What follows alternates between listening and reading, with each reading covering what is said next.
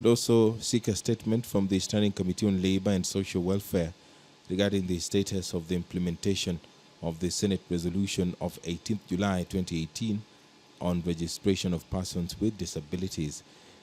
The nominated Senator Dr. Agnes Zani, will seek a statement from the Standing Committee on Devolution and Intergovernmental Relations on the policy on the devolved system of government. The Senator for Wajir County, Senator Dr. Abdullahi Ali, will seek a statement from the Standing Committee on National Security, Defense and Foreign Relations regarding increased drug abuse in Wajir County. The Senator for Wajir will also seek a statement from the Standing Committee on Education on Technical and Vocational Training Centers in northeastern Kenya. Also in the order of business this afternoon is a petition, and the petition is by the Chairperson Standing Committee on Health, and it regards the report on the petition from residents of Isiolo County regarding agreement between Living Goods and County Government of Isiolo. Also in the order of business this afternoon is the first reading of the Persons with Disability Amendment Bill, Senate Bills number 1 of 2019. The bill is by the Senators Aaron Cheriot of Kericho County and Senator Isaac Mora, nominated. The Article 51, subsection 1 of the Constitution, this is according to the two senators, provides for various rights in relation to persons with disabilities. This includes the right to access various social amenities and the right to be treated with dignity and respect. The Constitution further establishes two levels of government, the national and county government. These two levels have an obligation to ensure that persons with disabilities within their jurisdiction are protected and that the requirements of Article 51, subsection 54, subsection 1 of the Constitution are met. It is in this context that this bill proposes to impose obligations on each level of government to address the socio-economic needs of persons with disabilities. The bill proposes to bestow upon the County Executive Committee member for the time being in charge of matters relating to persons with disabilities the responsibility to advise on and put in place measures to ensure the socio-economic development of persons with disabilities in the counties. The bill further proposes to review the membership of the National Council for Persons with Disabilities in order to make the workings of the council more efficient and representative. This particular bill will be read for the first time, and it is courtesy of two senators, one Senator Aaron Cheriot of Kericho County and Senator Isaac Mora, nominated. The Preservation of Human Dignity and Enforcement of Economic and Social Rights Bill, Senate Bills number 27 of 2018, is also active in the House for the second reading. This bill was last debated on 28th February 2019, and that debate will resume this afternoon, followed by division. The senators will then retreat to the Committee of the Whole House, where there are a number of bills which will be considered. Among them, the Warehouse Receipts System Bill, Senate Bills number 10 of 2017, the Assumption of Office of the County Governor Bill, Senate Bills number 1 of 2018. Also in the order of business this afternoon is the County Statutory Instruments Bill, Senate Bills number 21 of 2018, which is scheduled for debate for the second reading. Other bills scheduled for debate for the second reading include the County Oversight and Accountability Bill, Senate Bills number 28 of 2018, courtesy of Senator Ledama Oleken of Narok County. The Determination of the Nature of Bills, Procedure Bills, Senate Bill number 30 of 2018, courtesy of the Senator for Makueni County, Senator Mutula Kilonzo Jr., and the Senator for Nairobi County, Senator Johnson Sakaja. The Natural Resources Benefit Sharing Bill, Senate Bills number 31 of 2018, is also scheduled for debate for the second reading. This particular bill is courtesy of the Senator Dr. Agnes Zani. Also scheduled for second reading is the Mental Health Amendment Bill, Senate Bills number 32 of 2018 by Senator Sylvia Kasanga. The Election Laws Amendment Bill, Senate Bills number 33 of 2018 by the Senator for Narok County, Senator Ledamo Lekene, is also scheduled for second reading. If you're just joining us, these are live pictures from the Senate, and right now business is about to begin. The broadcast is brought to you by the Parliamentary Broadcasting Unit in conjunction with Kenya Broadcasting Corporation.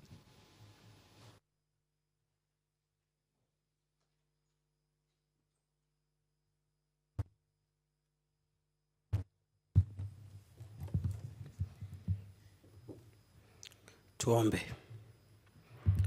Ewe Mwenyezi Mungu, tukusihi tutazame kwa neema nyingi sisi watumishi wako ambao umeridhika kutuita ili tutekeleze shughuli muhimu za jamhuri hii yetu.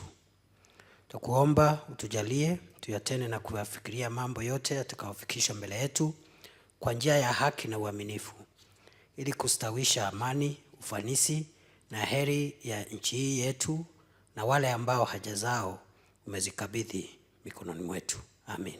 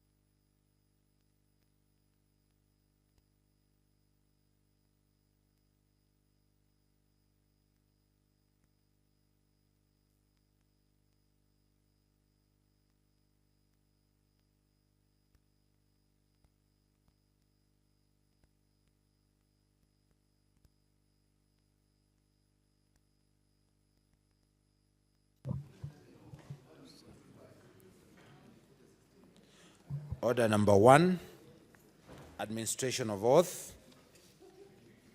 Order number 2, communication from the chair.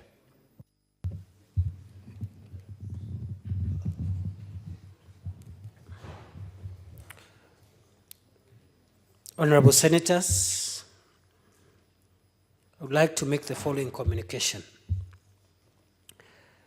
As you recall, on 11th October 2018, the Senator for Wajir County, Senator Dr. Abdullahi Ali, Member of Parliament, sought for a statement from the Standing Committee on Energy regarding frequent power rationing and power blackouts in Wajir County. Further, on 6th December 2018, nominated senators, Senator Judith Pareno, MP, sought a statement from the Standing Committee on Energy regarding vandalism of electricity transformers serving schools and community projects in Kajiado County. The two statements elicited a lot of interest from senators. In order to effectively address concerns raised in the two statements, the Standing Committee on Energy has invited the Cabinet Secretary, Ministry of Energy, to a meeting of the committee to address the matters and any other statement relating to energy, production, and supply in Kenya. All honorable senators are invited to the meeting of the Standing Committee scheduled to be held tomorrow, Wednesday, 13th March 2019 at 11 p.m. in the Senate chamber. Thank you. What is it, Senator Wetangula? Mr. Speaker, I'll have a long-standing statement in relation to energy about the Turkana wind power. Does it also fall under this category, or it will stand on its own, and we expect a statement from my distinguished tycoon colleague from Nyeri? Order, Senator. Did you say tycoon colleague or senator colleague? I meant what I said. That neither of you is a senator. Both of you are tycoons. Order, senators. Senator Chairman Ephraim Maina Kirinyaga. Mr. Speaker, I expected you to make a ruling on adding unwarranted adjectives into people's names, especially regarding to the owner of this house. We are all equal in all respects, in the spirit and in everything. Order.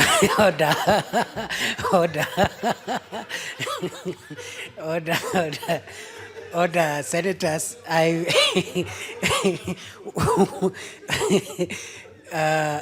Order, Senator Cheragai.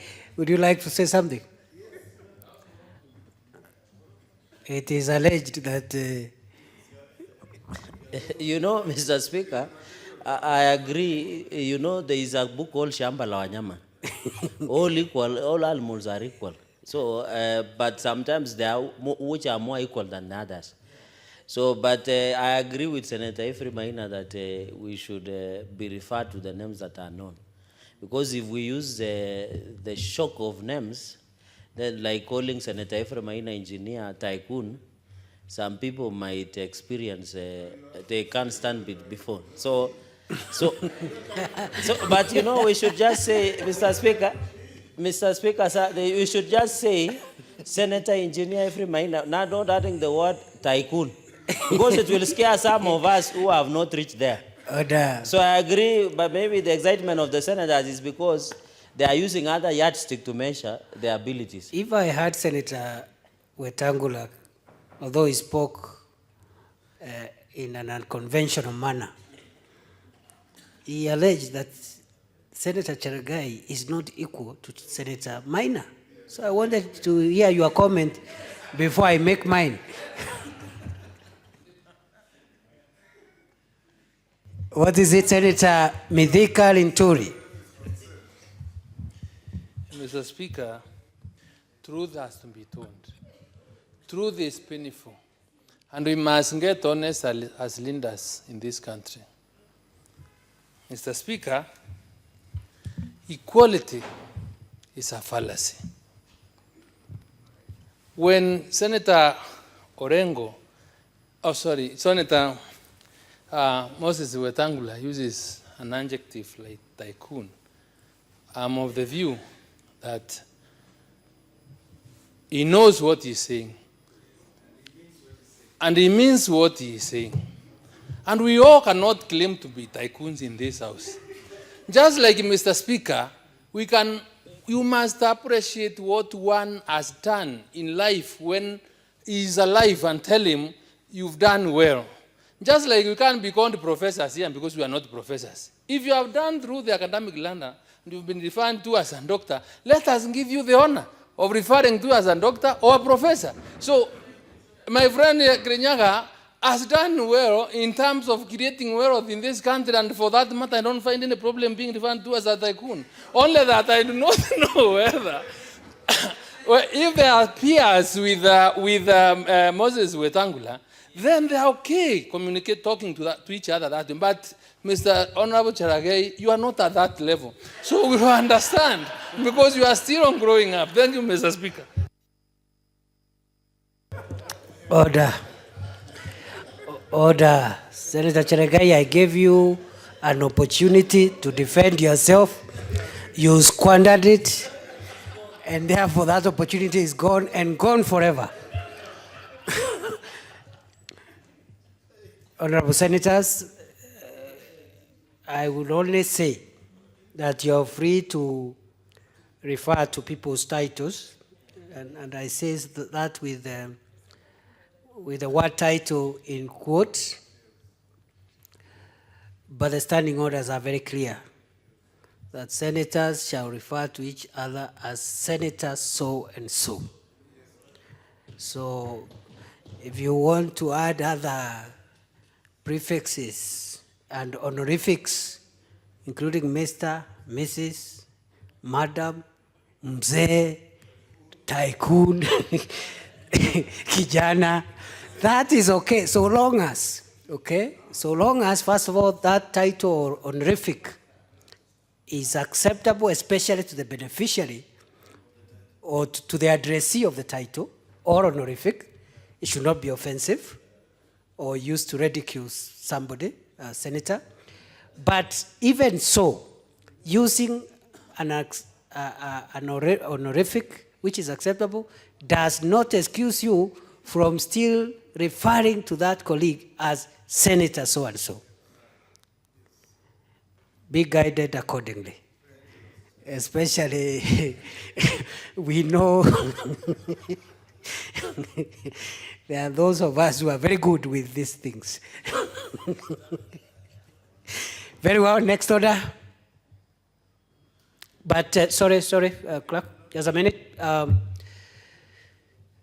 Senator Minor, I recall Senator Wetangula, sometimes towards the end of the last session, had brought up also a very passionate issue of national importance concerning the issues around Lake Turkana wind power project. And the question is, because this was a request of your committee, I've just communicated the request of the Energy Committee. How come this issue has not been addressed, or would you have an explanation why you would not want this statement also to be addressed through this meeting?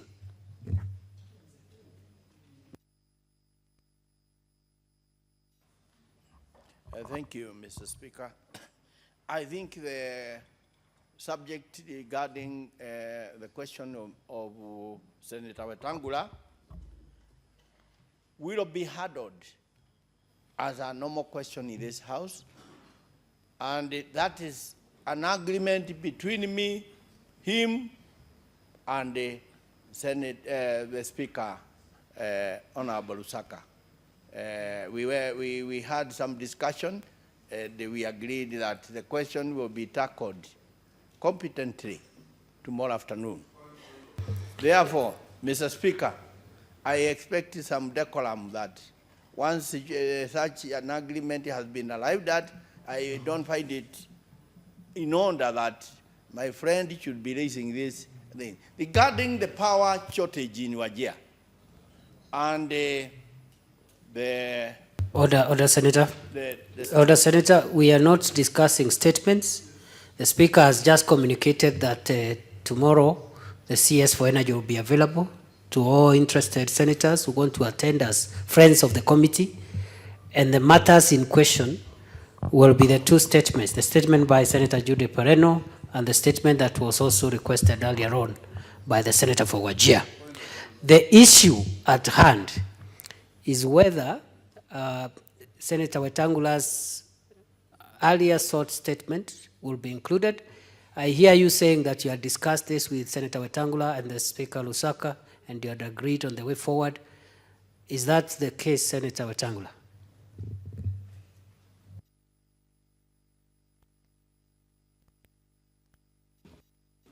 There has been absolutely no discussion or no agreement on this matter. What my distinguished friend and colleague did is he gave me a very scanty answer last week, which I have looked at and which is incurably inadequate. I would, Mr. Speaker, seek your intervention that this issue, which is extremely weighty, involving billions of taxpayers' money that may have gone astray, be included in those issues that the minister will be able to address, and you as truly will be here prompt to prosecute the question, Mr. Speaker. And to make the record clear, there has been no meeting between me, my colleague, and the Speaker. The Speaker only directed that the answer be brought as urgently as is practically possible. And now that we have, as we say, if you can access Jesus, you don't need John the Baptist. If the minister is coming, let's deal with the minister, Mr. Speaker. Chairperson. Mr. Speaker, first of all, there is a point which I would like squared. And I want it squared not from any other person than the Speaker himself, Honorable Lusaka. Order. Because we held Order. Mr. Speaker. Order. Mr. Speaker, this Order. is a matter of integrity. Order. Senator Maina. Why is it difficult to invite Senator Wetangula, who already is invited anyway by virtue of the Speaker's communication, to attend tomorrow's meeting and raise the issues he wants to raise? I'm sure he's raising them for the sake of the people of Kenya, not because of his own sake.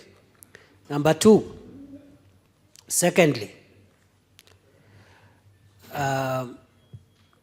if it is, because I can see the communication is clear on the agenda, nothing prevents an AOB being raised, even on that issue, unless there are things you would want to explain further than that, Senator Maina. I see no prejudice if Senator Wetangula attends that meeting and raises that issue as a AOB.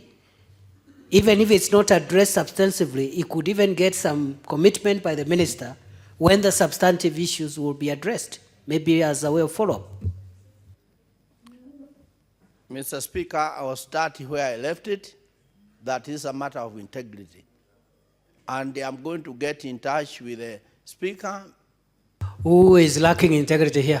No, I'm saying the question, Mr. Speaker, is that whose integrity is at stake? Is it yours? Is it Senator Wetangula's, or is it Speaker Lusaka's, or is it mine? In this respect, Mr. Speaker, I made a statement that we agreed with the Speaker and Senator Wetangula. The Speaker was sitting on your chair. Both of us walked there, and we agreed. And I still stand by that. Order. Order, Senator Wetangula. And now I can go. Order. We are spending too much on this time, on this issue. Order. The crux, the thrust of this issue is whether the issue of Lake Turkana wind project can be raised either as a substantive issue or AOB in tomorrow's meeting before the minister. For me, that is the thrust of the matter. So, Chair, I would like to know whether there is anything prejudicial to the committee or to the minister if that matter is addressed tomorrow by Senator Wetangula.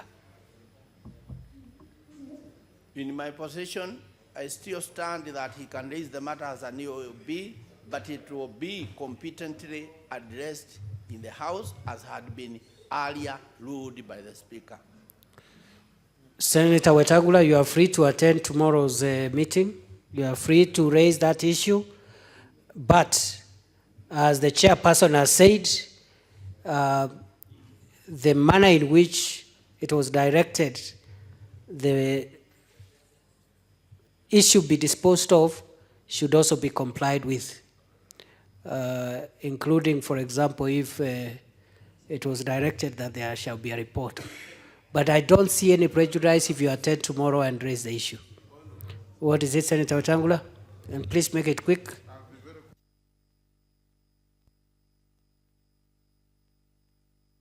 Of this House will bear me out. When I raised the issue, Mr. Speaker, in fact, more than 10 members contributed to it, chiding the chair for not bringing the answer. And the Speaker directed that the answer be brought as urgently as possible. Indeed, Mr. Speaker, subsequent to that, the chair brought me what looked like an answer. And I even asked him, let me go through it, compare with my notes, then you can try to answer the question. But Mr. Speaker, since the minister is coming, and the answer is drawn from the minister anyway, it is easier for us to interrogate the minister on the issue. And I don't see any question of integrity coming in here. At no time have I held any meeting with the Speaker and Engineer Maina. We communicated from where I'm standing.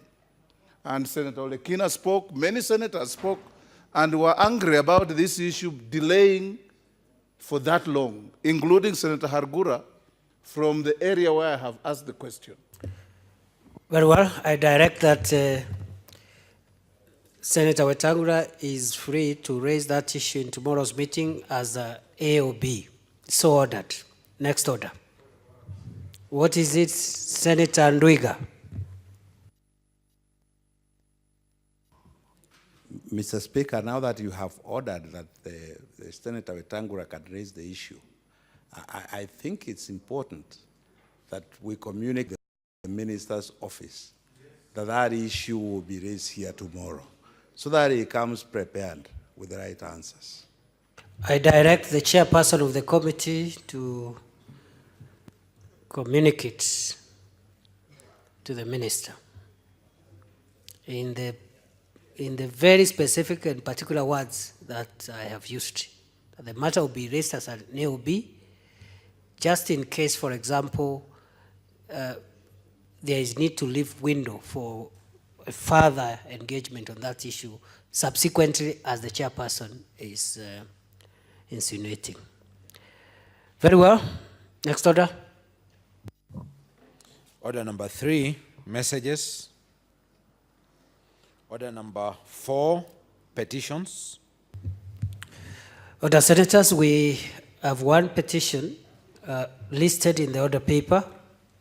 That is the petition relating to Isiolo County government and a company called Living Goods, which was raised by the Senator for Isiolo, Senator Fatuma Dulo. Senator Fatuma Dulo is away on official duty out of the country, has requested that we defer the petition. Next order. Order number 5, papers.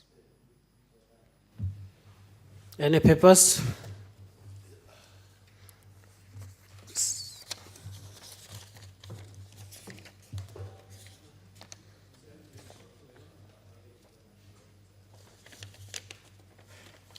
Senator Abdullahi, Dr. Abdullahi Ali. Thank you, Mr. Speaker. Mr. Speaker, sir, I beg to lay the following paper on the table of the House of the Senate today, Tuesday, 12th of March, 2019. The first ordinary session of the 5th Parliament of the Pan-African Parliament, held in Kigali, Rwanda, from 18th October to 3rd November, 2018. Thank you, Mr. Speaker. Leader of Majority.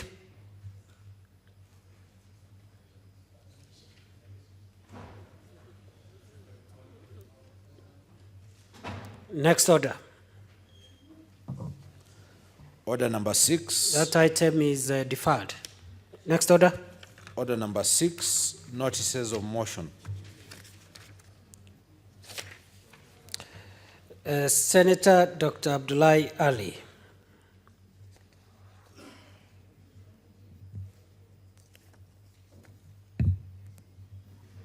Thank you, Mr. Speaker. Mr. Speaker, sir, I beg to give notice of the following motion. Order, Senator. You know the tradition is notice of motion should be given from the dispatch box.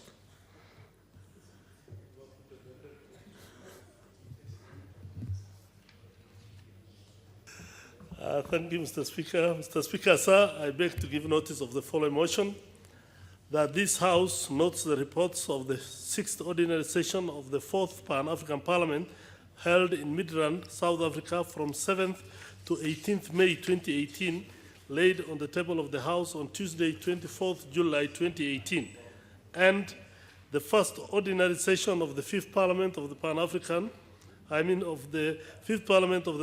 Parliament held in Kigali, Rwanda from the 18th October to 3rd November 2018, laid on the table of the House on Tuesday, 12th of March 2019. Thank you, Mr. Speaker. Thank you. Next order. Order number 7, statements. Senator for Vihiga County, Senator George Haniri. Those are statements under 48.1.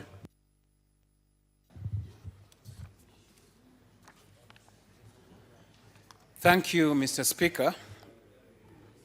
I rise pursuant to the provisions of Standing Order 48.1 to seek a statement from the Standing Committee on Tourism, Trade, Industrialization regarding the increased circulation in the country of counterfeit and substandard products, and especially alcoholic brands. In the statement, the chairman of the committee should explain, number 1, the standardization and quality control measures in place, especially on the imported products aimed at combating counterfeiting and dumping of substandard products. Number 2, how manufacturers are accessing legal KRS terms, batch numbers, and QR codes for the use on counterfeit bottles of alcohol. Number 3, the measures that have been taken by the relevant government bodies to protect Kenyans from unknowingly purchasing and consuming the counterfeit alcohol. And lastly, the measures that the government has put in place to sensitize retailers and the public to identify the counterfeit bottles of alcohol and other products. Mr. Speaker, I thank you. Chairperson, have you noted? Chairperson, Trade, Tourism, Trade, Industrialization. That is your statement, Senator Kibiru. Have you noted it? Yes, Senator Lagat. I'm a member and I've noted that. You have noted that, so Yes. comply with the standing orders. Very well. Next statement, Senator Haniri.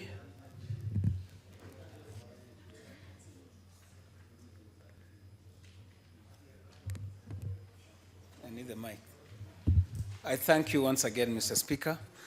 Pursuant to the provisions of Standing Order 48.1, I rise to seek a statement from the Standing Committee on Labor and Social Welfare regarding the status of implementation of the Senate resolution of 18th July 2018 on the registration of persons with disabilities. Mr. Speaker, the House will remember I moved a motion on the registration of people with disabilities, and the motion was unanimously passed by this House.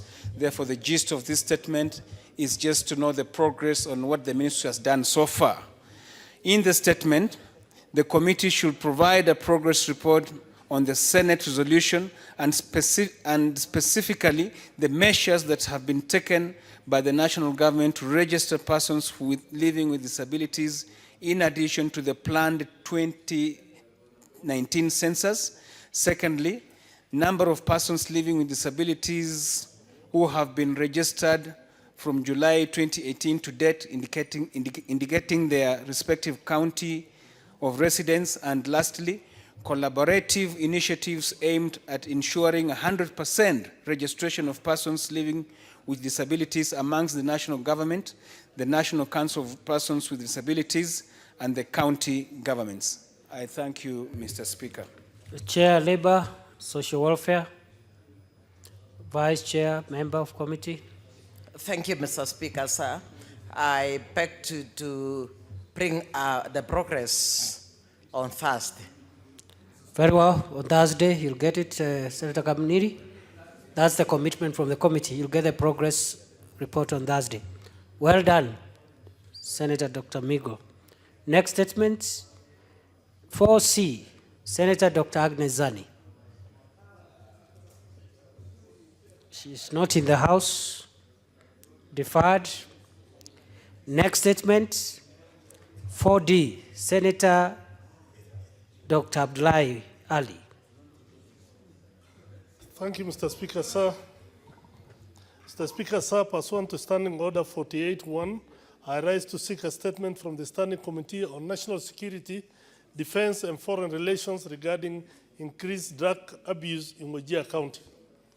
In the statement, the committee should state the number of the National Authority for Campaign Against Alcohol and Drug Abuse, NACADA's offices that have been established in the counties. State the reasons as to why the NACADA office has not yet been established in Wajir County, and whether there are plans to establish the office in the county and other counties where their offices are not yet established. State the steps being taken by the national and county governments and other relevant organs, government agencies, to raise public awareness on the dangers and effects of drugs and substance abuse in the country, with a bid to control and stop entirely the abuse of drugs and other substances in the country, and more specifically in Wajir County. Mr. Speaker, sir, of late Wajir has had a lot of problems with drugs, and there are some streets in the town which has been named Dead Street. Nobody moves there. At night, you see everybody falling around. Order, Senator. You are requesting for a statement. Okay, sir. Thank you, Mr. Speaker. Chairperson, National Security, Defense and Foreign Relations. Vice Chairperson, member of that committee. National Security. Yes, Senator Wetangula. The Speaker, I'm a member of the committee, will convey to the chair and hopefully bring the answer in 2 weeks. So ordered. Statement 4E, Senator for Wajir County, Senator Dr. Abdullahi Ali. Mr. Speaker, sir. Mr. Speaker, sir, pursuant to Standing Order 48-1, I rise to seek a statement from the Standing Committee on Education, on Technical and Vocational Training in Northern Kenya. In the statement, the committee should state the number. Mr. Speaker, sir, the chairman is not even here. Order, Senator Mohamud. Order, Senator Kasanga.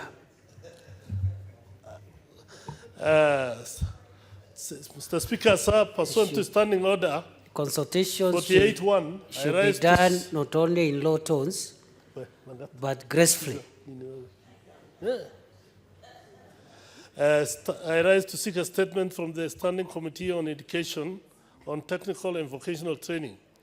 In the statement, the committee should state the number of technical and vocational educational training institutes, centers in northeastern Kenya, clarify on the number of students admitted and those who graduated from TVET centers and polytechnics from each constituency in Wajir County during the last 5 years, specify the number of tutors and stroke teachers spread out in all the TVET centers and polytechnics from each constituency in Wajir, and how they are managed in those constituencies, who employs the teachers, and what happens in those institutes. Thank you, Mr. Speaker.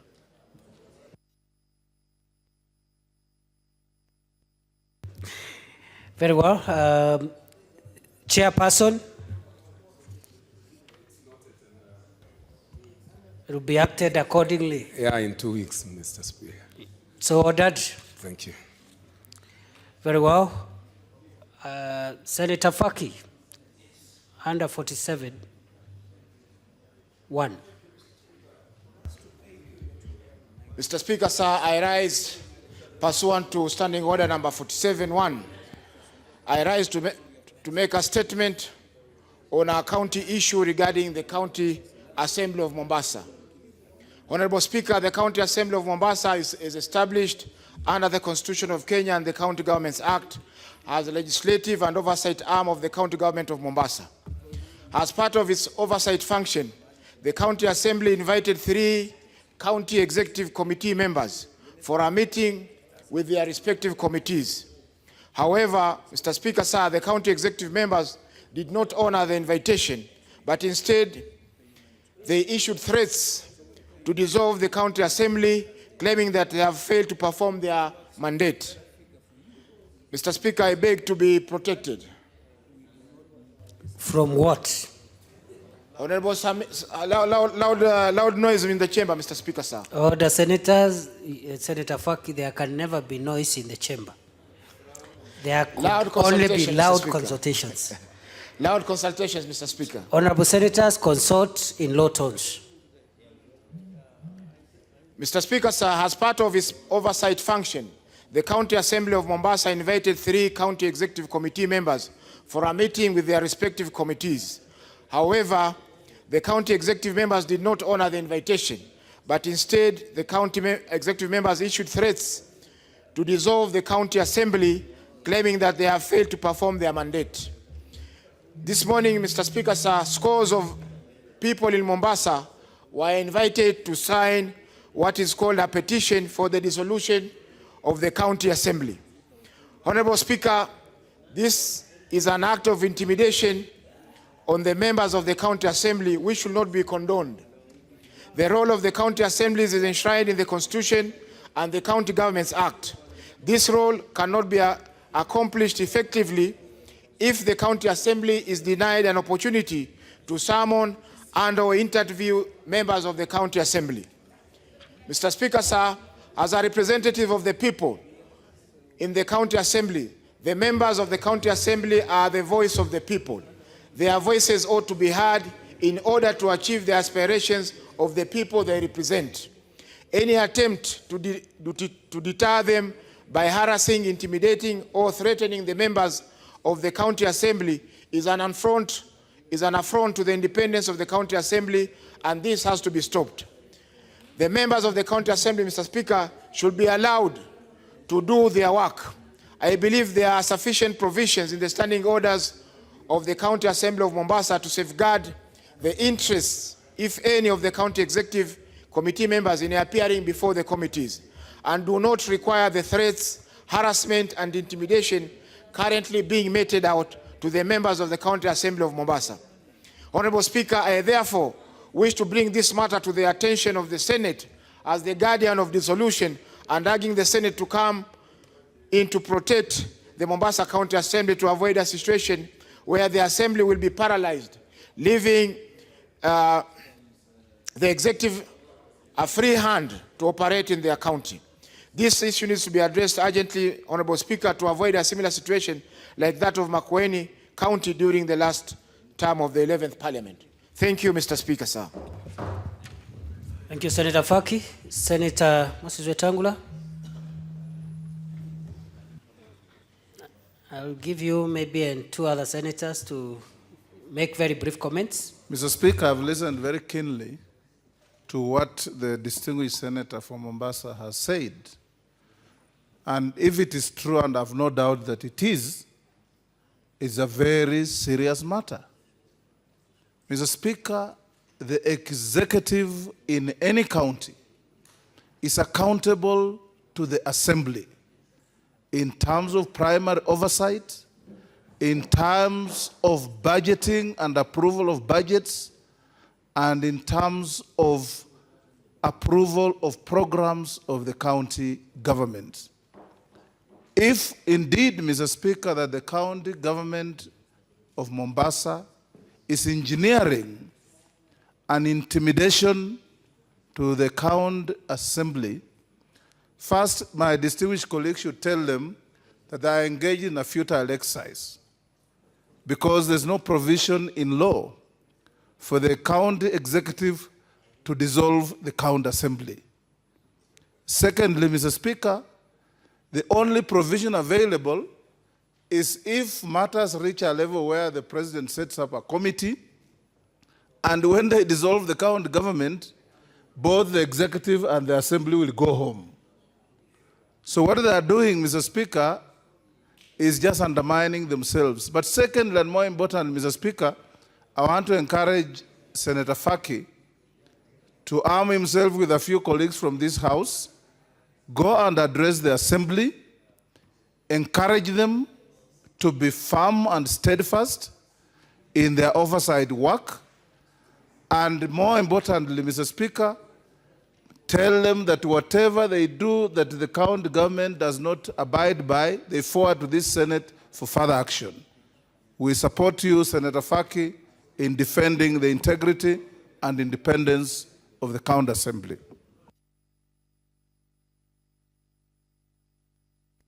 Very well, I can see the level of interest is very high. Only 2 minutes. Chairperson, Devolution Committee.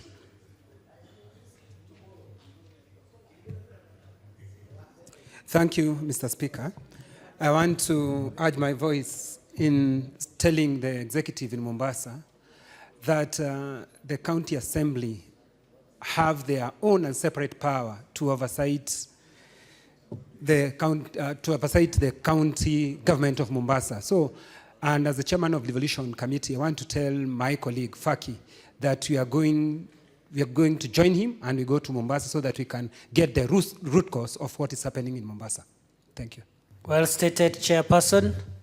Although I expected you'll address the House in Kiswahili, now that we are talking about the County Assembly of Mombasa, which is a Kiswahili region, Kiswahili-speaking region. Very well. What is out of order, Senator Faki?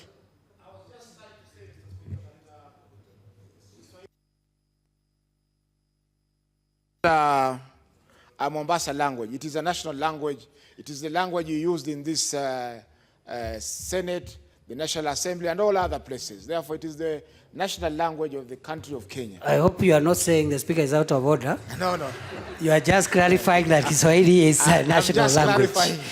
That is true, but it is also true that Mombasa is a Kiswahili-speaking region, generally. That's where it's widely spoken, but it is true also that it's a national language. Very well. Senator Abshiro, make it brief, please. Very brief. Yes, I will, Senator. Speaker, thank you very much for giving me the opportunity. Actually, as I was listening to Senator Faki, congratulations, Senator Faki, for bringing this, because I think this is prevalent in many of these places where county assembly members are intimidated, so to speak, by the executive. Mr. Speaker, if we look at the objects of devolution and the principles of it, number one is to promote democratic and accountable exercise of power. And I think what's happening around the country, and not just Mombasa alone, we are seeing more and more abuse of the principles of devolution, and where the executive pretty much, perhaps even what sometimes we see even at the national level, people are not being accountable, and each time the legislative arm is asking for accountability or exercising its mandate, an oversight mandate, then it becomes an exercise in intimidation. This is not on, Mr. Speaker. Now, and again, to enhance checks and balances and the separation of power. Now, if indeed in the Constitution, national assemblies and legislators have summoning powers that are as good as what our judges have, then I think we as this House must exercise that power to ensure that, as you said, the integrity of the legislature, both at national and county levels. Summarize. Thank you. There's lots I need to say, but thank you, Mr. Speaker. And I am willing to support and to accompany and to make sure that the accountability is guaranteed both at national and county levels, Mr. Speaker. Thank you. Well done. Thank you. Senator Chiloayako. Well, thank you, Mr. Speaker. Mr. Speaker, this level of thuggery is very prevalent, and more so in a place like Migori. Last week, a gang called Sangwenya was transported to the County Assembly of Migori, and that gang forcefully evicted members of the County Assembly, including the Deputy Speaker. Mr. Speaker, if we do not rise as a House to defend devolution and more so accountability aspect of it, we are likely to have no institution to assist us in primary oversight. Mr. Speaker, I wish to add my voice and support to the concerns raised by my brother Senator Faki from Mombasa, and I want to encourage us to try and make an example out of rogue county officials so that this bad behavior does not take root in our counties. Thank you, Mr. Speaker. Thank you. Senator Cheruiyot, make it brief. Yeah, I will be brief, Mr. Speaker. Thank you, Mr. Speaker. This is a very serious matter that is being raised by our colleague, one that actually warrants the summoning of the head of executive of his county government to appear before this House, because as a big brother to the county assemblies, if we allow county assemblies to be bullied by the executive, especially second-term governors, then our role of oversighting the operations of county governments will be watered down, Mr. Speaker. Therefore, I will support any move or measure that will be proposed later on as a recourse to this very grave occurrence. Thank you, Mr. Speaker. Very well. Senator Madzayo Stewart. Asante Bwana Spika kwa kuniruhusu na mimi niongeze sauti yangu juu ya hii statement ya ndugu yangu Faki. Bwana Spika, ni jambo la kusikitisha kuona ya kwamba sasa yule anayelinda mwenzake ndio sasa anatakana kulindwa. Hili ni jambo la kusikitisha kwa sababu County Assembly, bunge lile liko kule mashinani, ni bunge ambalo linatakikana kuangalia matumizi, kazi inavyoendelea na makadirio yote yanayoendelea katika serikali zetu za county. Ni jambo la kusikitisha tukiona ya kwamba sasa wale county executives wamekuwa na mamlaka zaidi ya bunge lililoko katika serikali za mashinani. Tunawaambia tabia kama hizo si tabia zinazofaa na si maadili yaliyoko ndani ya katiba. Katiba yetu inatuambia kabisa ya kwamba bunge litakuwa na uwezo wa kuangalia kazi inayoendelea ndani ya serikali za mashinani. Kwa hiyo mimi nataka tu kusema ya kwamba ikiwa kuna kitendo kama hicho kinachoendelea vile Faki amesema, ingekuwa vizuri kikome, kisiendelee. Manake ule mtafaruku utakaotokea ni kwamba wao katika kama executives hawana mamlaka ya kuweza kudissolve, sijui nasema namna gani Kiswahili, lakini kuweza kuwafuta kazi wale waliochaguliwa na wananchi katika serikali za mashinani. Kwa hiyo tunasema tu kwamba lazima kuwe na uwiano mwema ndani ya serikali za mashinani, wasiweze kufanya vitendo ambavyo vitakuwa vinapinga sheria za katiba za Kenya na uwezo wa yale mabunge yetu yaliyoko huko chini katika serikali za mashinani. Asante Bwana Spika. Thank you.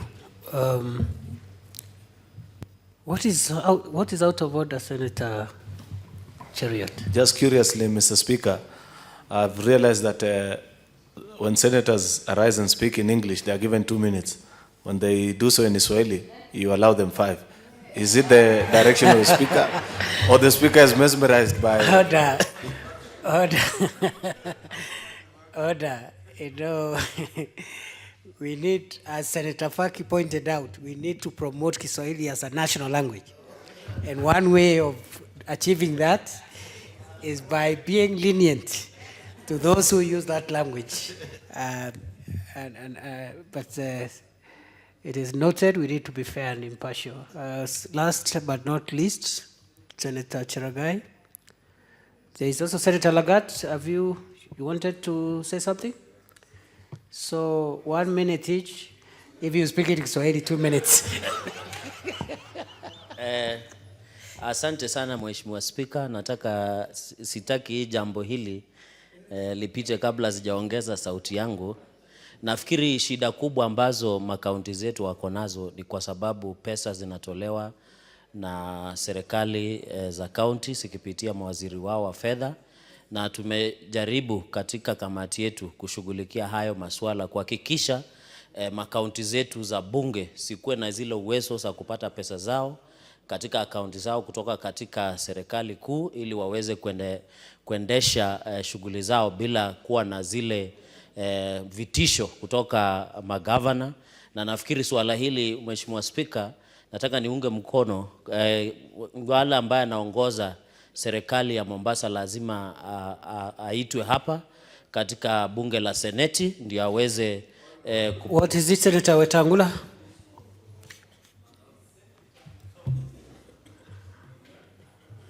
Is the distinguished Senator Fernandi in order to address this House and say he wishes something to happen that is already happening? This House, in the last Parliament, Mr. Speaker, and you remember, fought so hard to give autonomy to county assemblies, and their exchequer comes directly from the control of budget. They are under no financial control whatsoever, howsoever, from the county executive. Is the distinguished senator in order, Mr. Speaker, to speak without... Pincurium. To speak pincurium, yes. Very well. I think it's more of information. So you have been updated. There is progress in that respect. So conclude, Senator Cheragai. Nashukuru Senator wa Bungoma Moses Wetangula. Nafikiri Kiswahili kinachanganyisha kwa wakati fulani, lakini asante kwa hiyo kuongeza hayo maoni. Nataka nishukuru na nafikiri kamati itashughulikia. Nafikiri kamati naunga mkono kamati husika. Ni nini Senator Mazayo? Asante Bwana Spika. Bwana Spika, kutendanisha ni kama kumaanisha kwamba Seneta Mheshimiwa wakili Wetangula hakielewi Kiswahili kisawasawa, ama alikuwa na mean kitu gani? What did you mean, Senator Cheragai? Did you mean that Senator Wetangula has difficulties in appreciating Kiswahili? Sijasema hivyo Bwana Spika. Nafikiri nilikuwa nasema yale ambaye Or is it you who has difficulties? Si mimi, nimeongea vizuri Mheshimiwa Spika. Nafikiri tu ni though you say that najua yourself. Watu wamezoea kuelewa kupitia Kiingereza, so inakuanga changamoto kwa futa fulani, lakini naunga mkono kamati husika iweze kuita hata governor wa Mombasa ndio aweze kuangazia haya masuala masito kuhusiana na bunge la county la Mombasa ndio tuweze kusuluhisha masuala hayo. Asante. Very well, we need to bring this to an end. Senator Lagat, strictly 2 minutes. Thank you very much, Mr. Speaker, for also allowing me this chance also to give my view. And I want to say that as the Senate, we must stand strong with the county assemblies. If we allow the county assemblies to be harassed by the executives, that one will spill over to the point that it will be so difficult for us to do the oversight. And even to us here, Mr. Speaker, sometimes we invite in very crucial meetings cabinet secretaries only to fail without giving us proper reason to why they fail. So we want to stand with Senator Faki from Mombasa and say that whatsoever you would wish that we support you, Senator, we shall stand together to make sure that our brothers in the county assemblies are respected so that they do their work, especially the work of the oversight, effectively. I stand to support it, Mr. Speaker. Senator Rengo.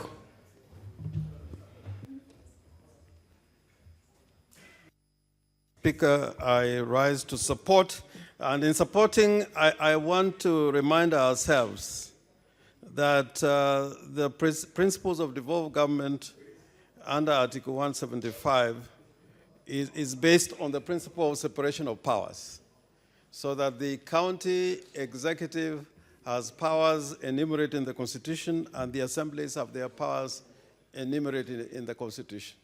And nobody should ever think that you can dissolve a county assembly. Probably it is possible to impeach a governor and by extension remove a county executive. But you cannot by any legal mechanism dissolve a county assembly other than through the process of suspension and dissolution of the entire county government. So those who are trying to interfere with the work of the county assembly, I think they don't know what they are doing. The county assemblies are part of the legislature at the county level, just as much as we are legislature at the national level. And therefore, I would wish to give my support to the distinguished member from Mombasa to tell him that, this is work that the county assembly must and should do in oversighting the county executive and most of the county executive committee members. And therefore, let the people of Mombasa know that we stand with the county assembly, because representation at the county levels are really firmly based on having those county assemblies as legislatures. And the county executive, although an arm and a separate arm of government, but representation at the devolved units is really enforced by the existence of the county assemblies. And I hope the people of Mombasa and the county executive in Mombasa should realize that county assemblies, in the order of things, are superior to the county executive. Just in as much as at the national level, the parliament is superior to the executive and superior to the judiciary. If you look at the architecture of our constitution, parliaments come first, the executive, and then the judiciary. Although they are separate and equal, but in the order of hierarchy, the legislature is first amongst equals. Thank you, Mr. Speaker. It is true, Senator Orengo, as a matter of law, the legislature is the only arm of government that is elected directly by the people. The entire arm is directly elected by the people, and that leads to credence to your theory that Parliament is supreme to the other two arms of government. Very well. Finally, Senator Mutula Kilonzo Jr., 2 minutes.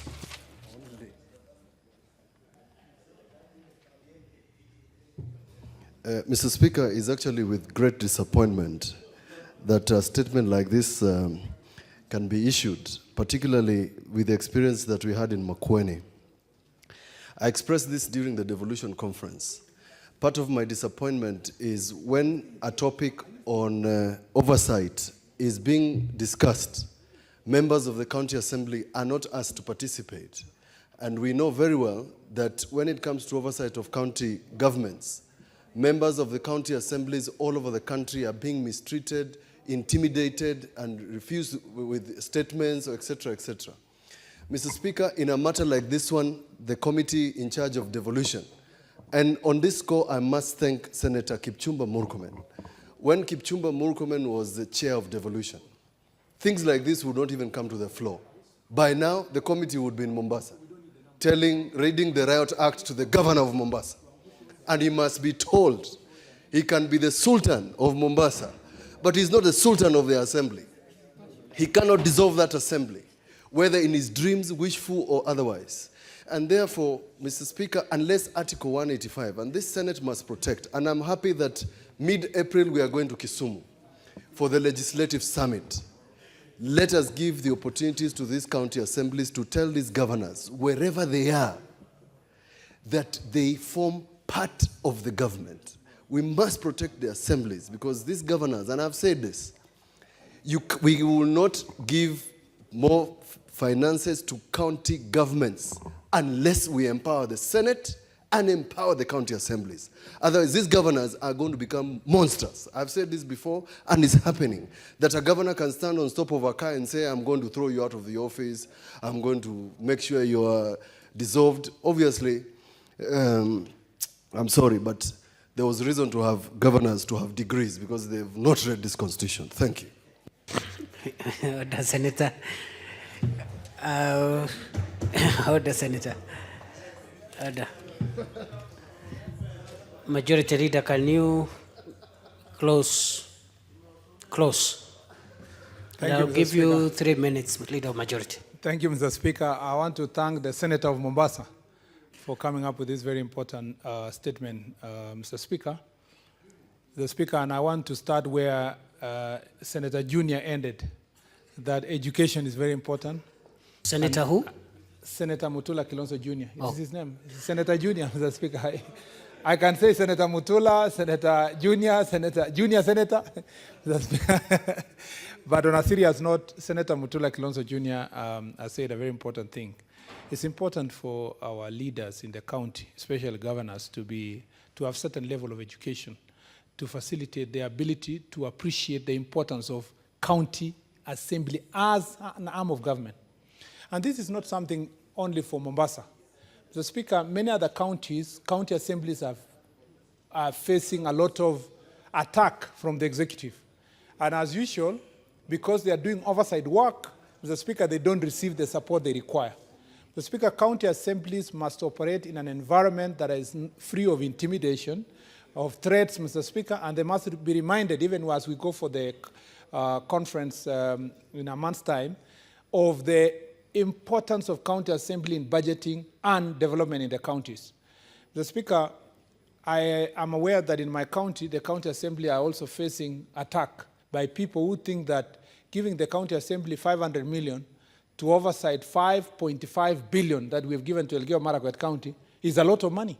Yet, Mr. Speaker, that county assembly must pay salaries, they must do public participation, they must do legislation, they must do, Mr. Speaker, oversight work in every ward. In fact, my county is one of those counties that the county assembly have ward development fund, Mr. Speaker, and there's an approach to oversighting those functions. And I find it insulting that when you give them very little amount, which is just a fraction of the 5.5 billion, Mr. Speaker, that is given to the rest is being run by the county executive, that we start attacking our county assemblies when they do their job.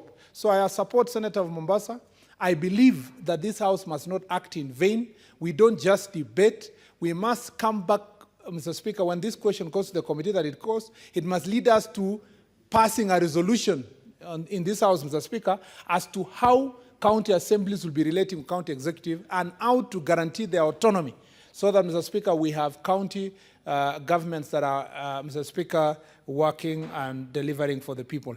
It's very sad that Mombasa, being the second biggest city in the country and the entry point of the nation, Mr. Speaker, is asked to face this kind of attack as county assembly. And I hope that the necessary committee will summon Governor Joho, Mr. Speaker, and hire the services of Senator Mutula Kilonzo Jr. to take him slowly and surely through the necessary legislation that guarantees, Mr. Speaker, what we call, Mr. Speaker, separation of powers in the county governments. Thank you, Mr. Speaker.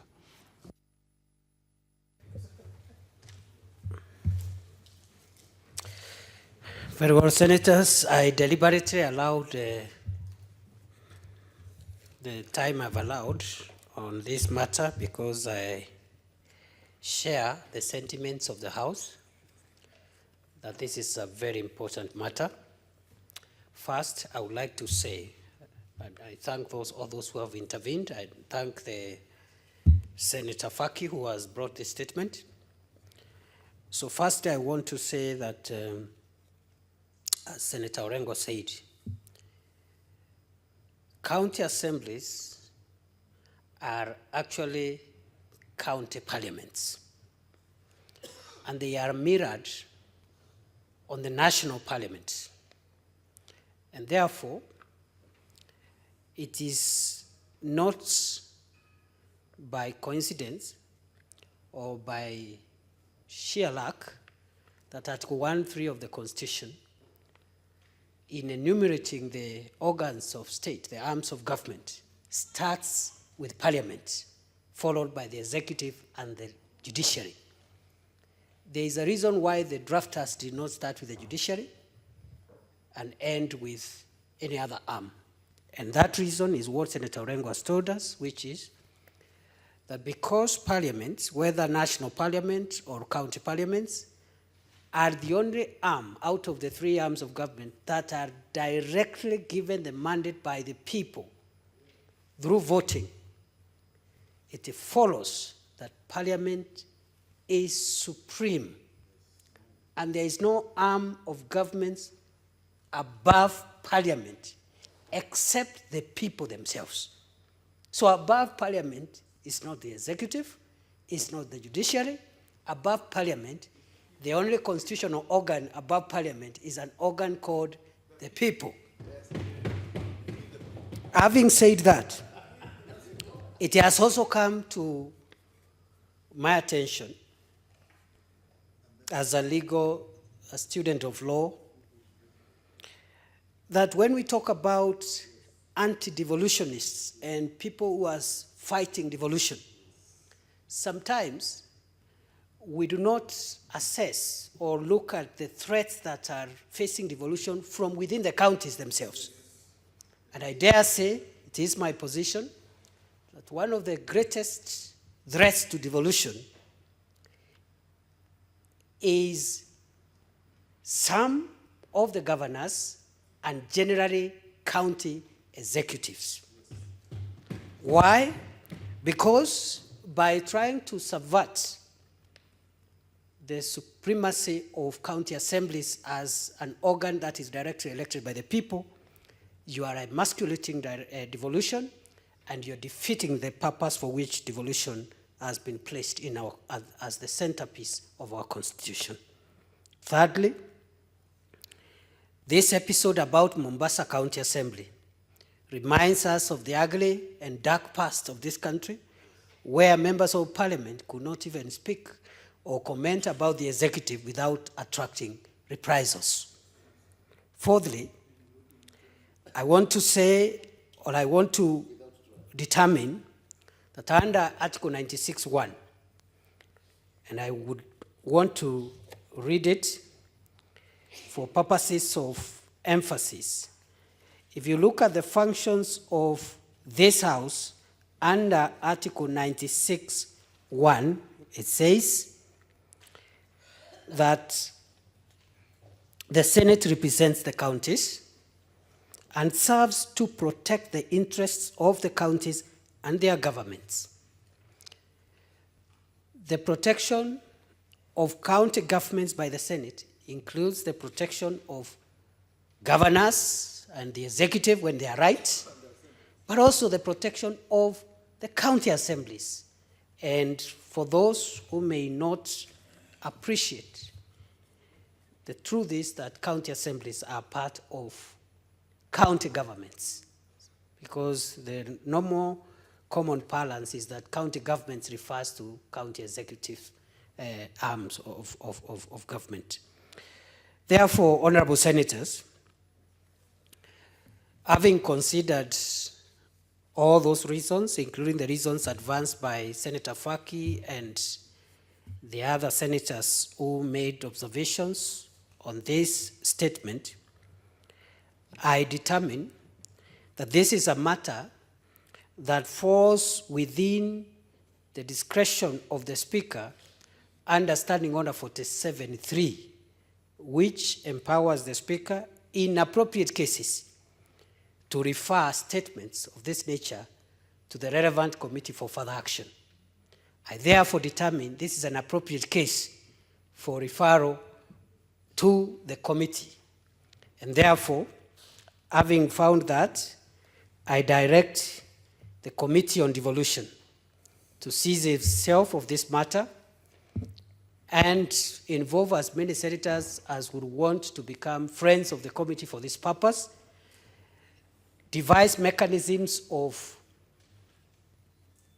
exploring this matter in a more elaborate way, and report back to the House in 2 weeks by tabling a written report. It's so ordered.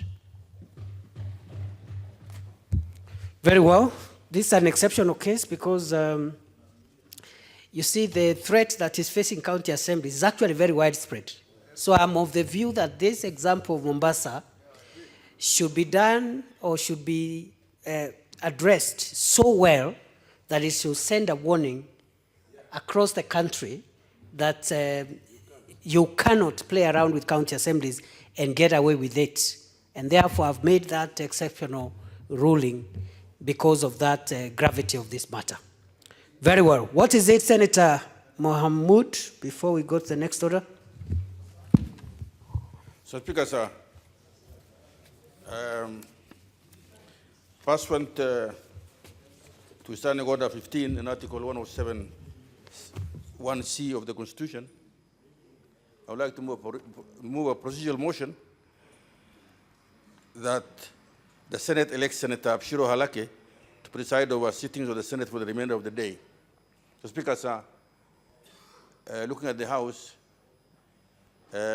quite a number of our persons who are presiding over the Senate affairs, I think, are absent today. I can only see Senator, the Deputy Speaker on the chair, and Senator Rose Nyamunga, and the rest are away, maybe on other duties. I think for the convenience of the House, it's only proper that we elect another senator to assist in presiding over the House. So I propose that we elect Senator Abshiro Halake to preside along with others on the Senate for the remainder of the day. And I ask Honorable Senator Kinyua to second. I second. Any interventions, or should I propose the question? I propose the question, which is that Senator Abshiro Halake be elected to preside over the sitting of this House for the rest of the day, together with the other panelists who are present. I put the question, which is that Senator Abshiro Halake be elected to preside over the sittings of this House for the rest of today's sitting, together with the other panelists who are present today. Will as many of that opinion say aye? Aye. As many of contrary opinion say nay? The ayes have it. Thank you, and congratulations, Senator Abshiro. Next order.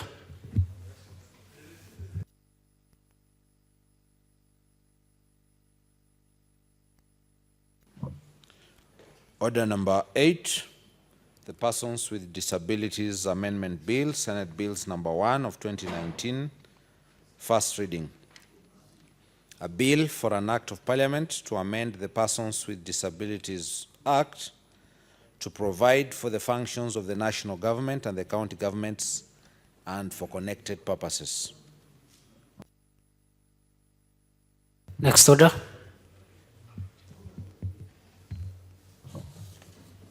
Order number 9, the Preservation of Human Dignity and Enforcement of Economic and Social Rights Bill, Senate Bills number 27 of 2018, second reading, division.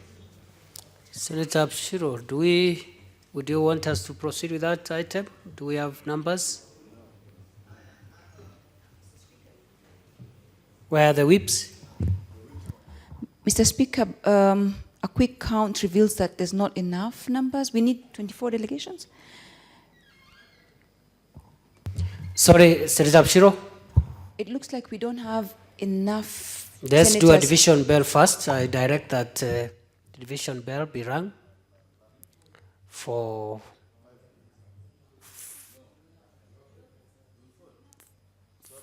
5 minutes.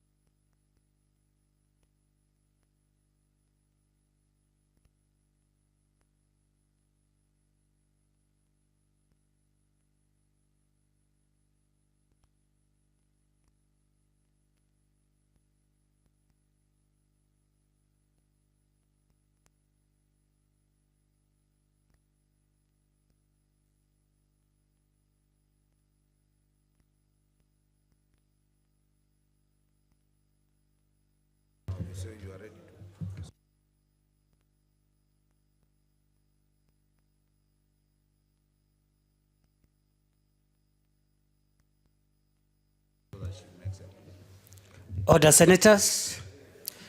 Senator Abshiro, I'm about to direct that the doors be closed and the bar drawn, but I need to know from you whether you are satisfied we have numbers that are required to proceed with a successful division.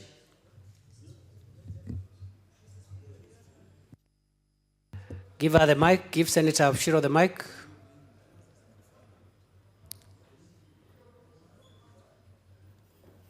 There you go. Thank you, Mr. Speaker. I think we don't have the numbers. Therefore, I request that we defer it to a time when we have numbers. Kindly. Order, Senator. I direct that matter, a division on the item that appears under order number 9 be deferred to tomorrow. So ordered. Order, Senators. Next order. Order number 10, Committee of the Whole.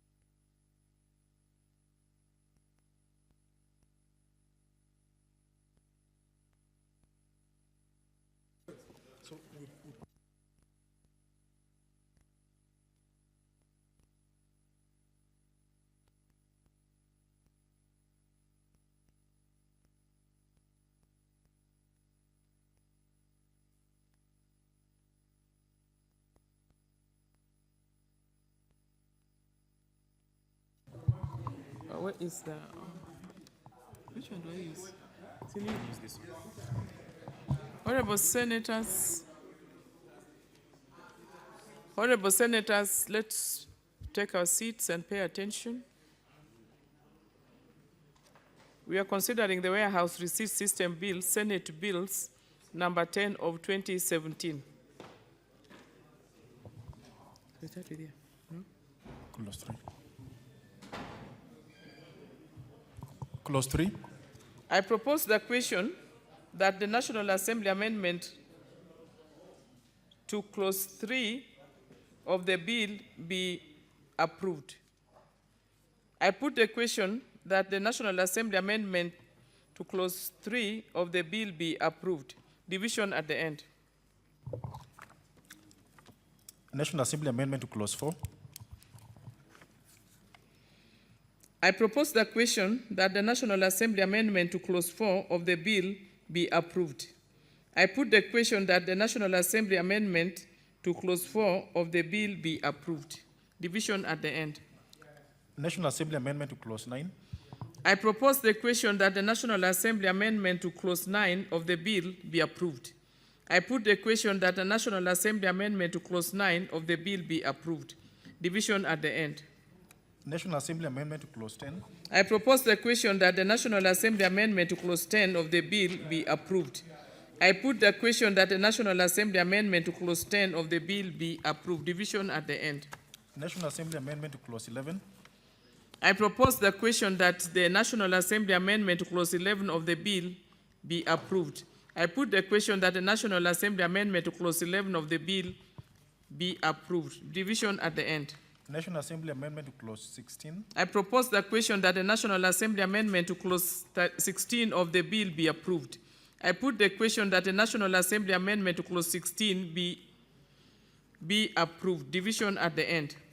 National Assembly Amendment to Clause 17. I propose the question that the National Assembly Amendment to Clause 17 of the bill be approved. I put the question that the National Assembly Amendment to Clause 17 of the bill be approved. Division at the end. National Assembly Amendment to Clause 21. I propose the question that the National Assembly Amendment to Clause 21 of the bill be approved. I put the question that the National Assembly Amendment to Clause 21 of the bill be approved. Division at the end. National Assembly Amendment to Clause 23. I propose the question that the National Assembly Amendment to Clause 23 of the bill be approved. I put the question that the National Assembly Amendment to Clause 23 of the bill be approved. Division at the end. National Assembly Amendment Clause 24. I propose the question that the National Assembly Amendment to Clause 24 of the bill be approved. I put the question that the National Assembly Amendment to Clause 24 of the bill be approved. Division at the end. National Assembly Amendment Clause 25. I propose the question that the National Assembly Amendment to Clause 25 of the bill be approved. I put the question that the National Assembly Amendment to Clause 25 of the bill be approved. Division at the end. National Assembly Amendment Clause 27. I propose the question that the National Assembly Amendment to Clause 27 of the bill be approved. I put the question that the National Assembly Amendment Clause to Clause 27 of the bill be approved. Division at the end. National Assembly Amendment to Clause 30. I propose the question that the National Assembly Amendment to Clause 30 of the bill be approved. I put the question that the National Assembly Amendment to Clause 30 of the bill be approved. Division at the end. National Assembly Amendment Clause 31. I propose the question that the National Assembly Amendment to Clause 21 of the bill be approved. I put the question that the National Assembly Amendment to Clause 31 of the bill be approved. Division at the end. National Assembly Amendment Clause 32. I propose the question that the National Assembly Amendment to Clause 32 of the bill be approved. I put the question that the National Assembly Amendment to Clause 22 of the bill be approved. Division at the end. National Assembly Amendment Clause 39. I propose the question that the National Assembly Amendment to Clause 29 of the bill be approved. To Clause 39 of the bill be approved. I put the question that the National Assembly Amendment to Clause 39 of the bill be approved. Division at the end. National Assembly Amendment to Clause 41. I propose the question that the National Assembly Amendment to Clause 41 of the bill be approved. I put the question that the National Assembly Amendment to Clause 41 of the bill be approved. Division at the end. National Assembly Amendment to Clause 43. I propose the question that the National Assembly Amendment to Clause 43 of the bill be approved. I put the question that the National Assembly Amendment to Clause 43 be approved. Division at the end. National Assembly Amendment Clause 44. I propose the question that National Assembly Amendment to Clause 44 of the bill be approved. I put the question that the National Assembly Amendment to Clause 44 of the bill be approved. Division at the end. National Assembly Amendment Clause 45. I propose the question that the National Assembly Amendment to Clause 45 of the bill be approved. I put the question that the National Assembly Amendment to Clause 45 of the bill be approved. Division at the end. National Assembly Amendment to Clause 48. I propose the question that the National Assembly Amendment to Clause 45 of the bill be approved. I put the question that the National Assembly Amendment to Clause 48 of the bill be approved. Division at the end. National Assembly Amendment to Clause 50. I propose the question that the National Assembly Amendment to Clause 50 of the bill be approved. I put the question that the National Assembly Amendment to Clause 50 of the bill be approved. Division at the end. National Assembly Amendment to the Schedule. I propose the question that the National Assembly Amendment to the schedule of the bill be approved. I put the question that the National Assembly Amendment to the schedule of the bill be approved. Division at the end. National Assembly Amendment to Clause 2. I propose the question that the National Assembly Amendment to Clause 2 of the bill be approved. I put the question that the National Assembly Amendment to Clause 2 of the bill be approved. Division at the end.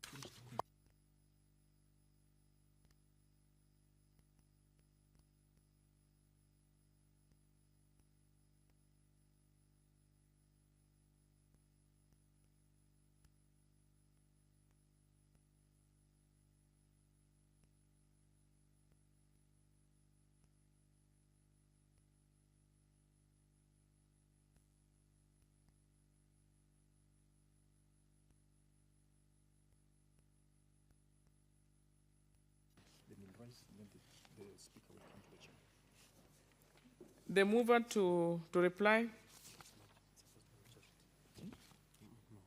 I get out.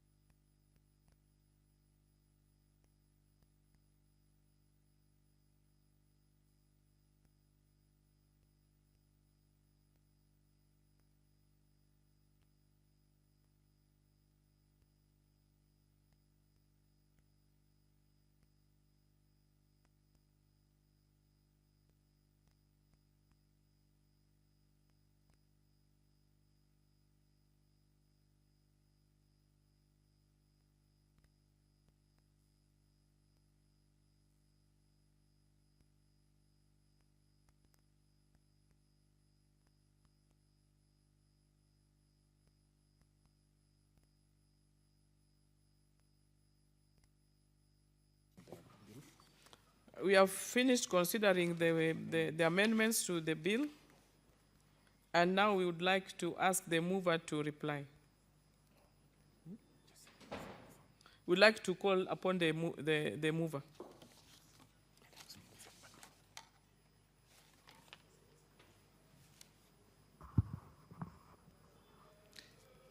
Madam Chairperson, I beg to move that the committee do report to the Senate its consideration of the National Assembly amendments to the Warehouse Receipt Systems Bill, Senate Bills number 10 of 2017, and its approval and thereof.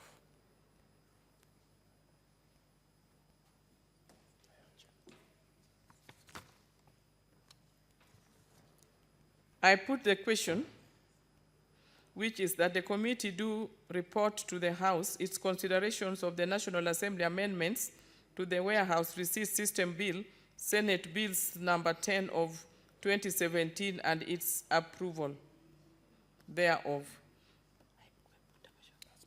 As many as are of the opinion say aye.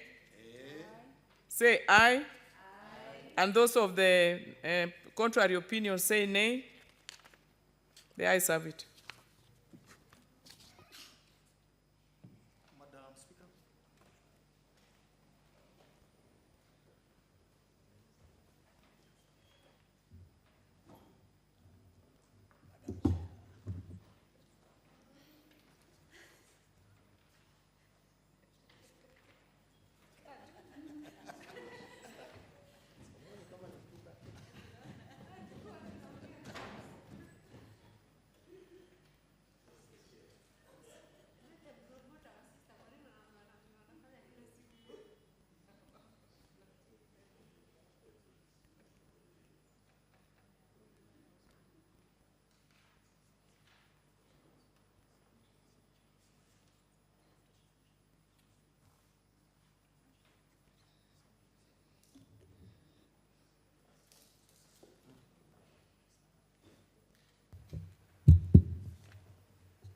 Chairperson.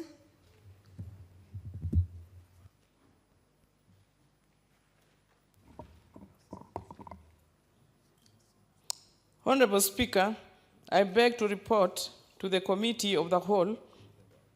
I beg to report that the Committee of the Whole has considered the National Assembly amendments to the Warehouse Receipt System Bill, Senate Bills number 10 of 2017, and approved.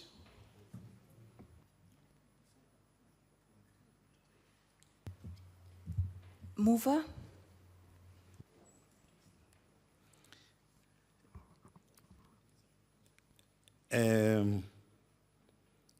Honorable Speaker, I beg to move that the House do agree with the committee on the same report.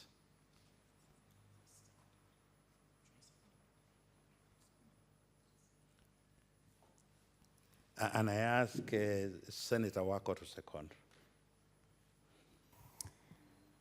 Madam Speaker, I want to congratulate you and also support and second the report. Thank you.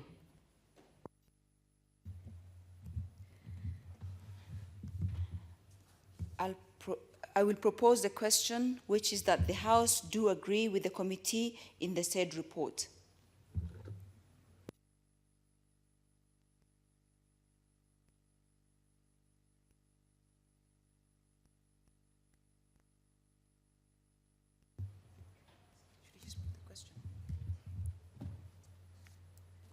So we just put the question now.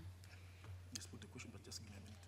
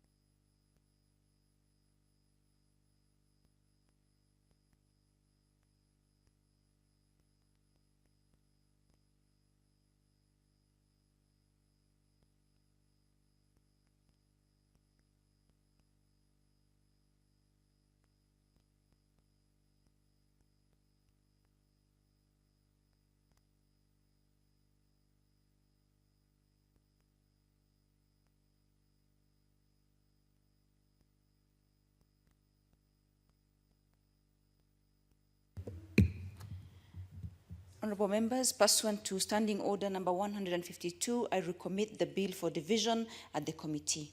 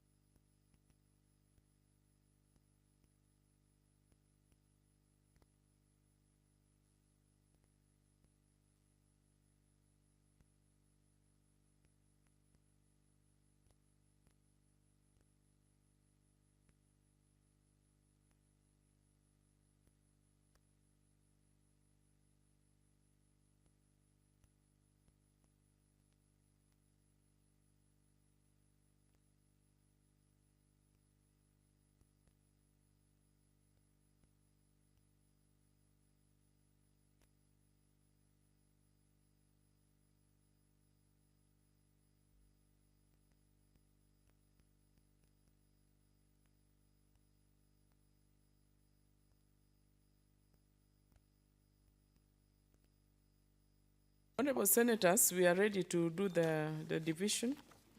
That the National Assembly amendments to clauses 3, 4, 9, 10, 11, 16, 17, 21, 23, 24, 25, 27, 30, 31, 32, 39, 41, 43, 44, 45, 48, and 50, the schedule and clause 2 of the bill be approved. Honorable Senators, you can log in. Kindly log in.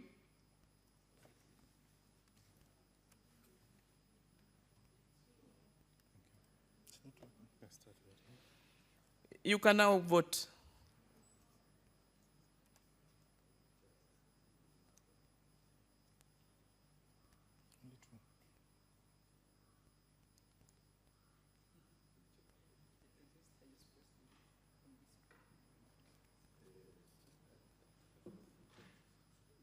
So after that, then we'll start afresh from here. And the motion will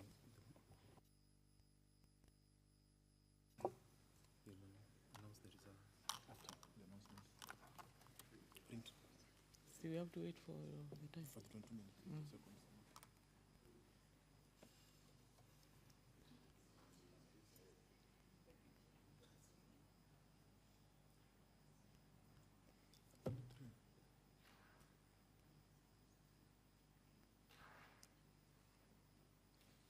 Any assisted voters? Any assisted voters?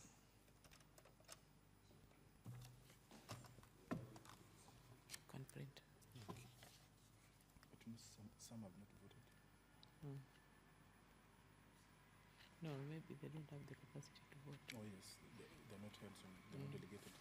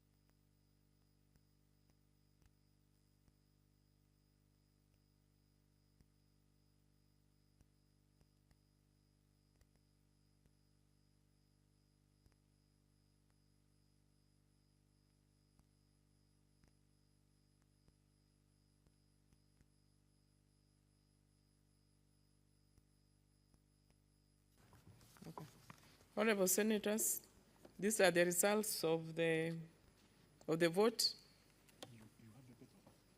Ayes 0, nays 3, abstention 0. The nays have it.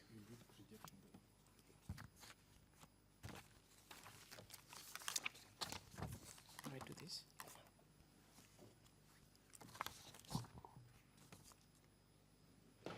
Mover.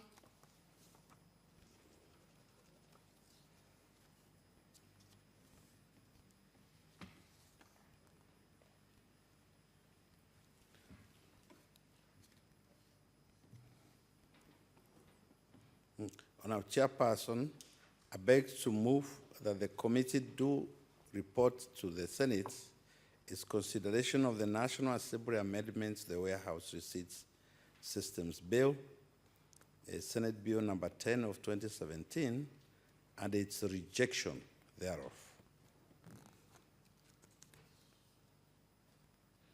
I will put the question, which is that the committee do report to the House its consideration of the National Assembly amendments to the Warehouse Receipt System Bill, Senate Bills number 10 of 2017, and its rejection thereof. As many as of the opinion say aye. And those of the contrary opinion say nay. The ayes have it.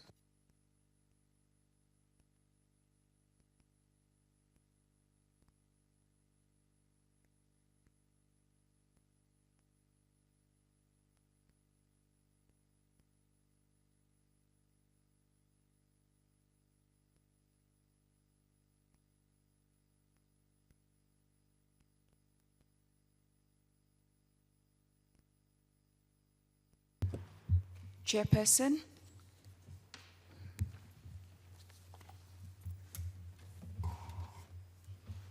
Honorable Speaker, I beg to report to the Committee of the Whole its consideration. Honorable Speaker, I beg to report to the Committee of the Whole. I beg to report that the Committee of the Whole has considered the National Assembly amendments to the Warehouse Receipt System Bill, Senate Bills number 10 of 2017, and its rejection thereof. Mover.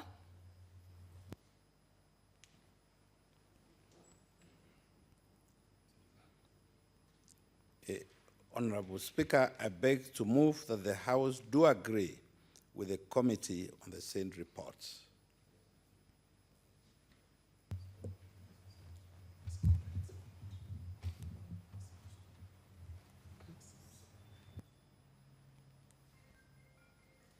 And I'll ask Senator Wako to second.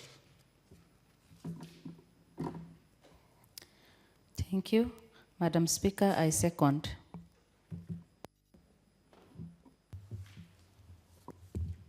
I will propose a question, which is that the House do agree with the committee in the said report.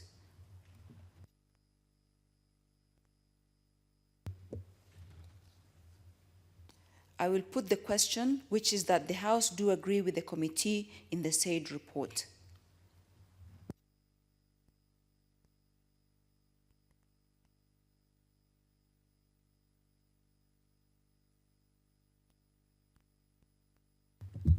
As many as this opinion say aye. As many as of differing opinion, contrary opinion say nay. The ayes have it.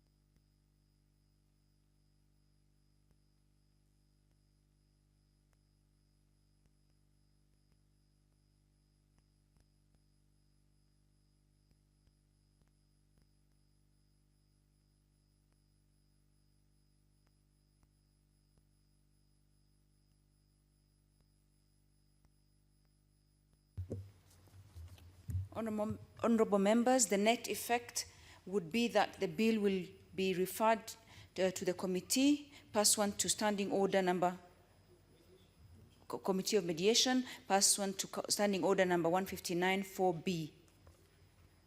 Next order.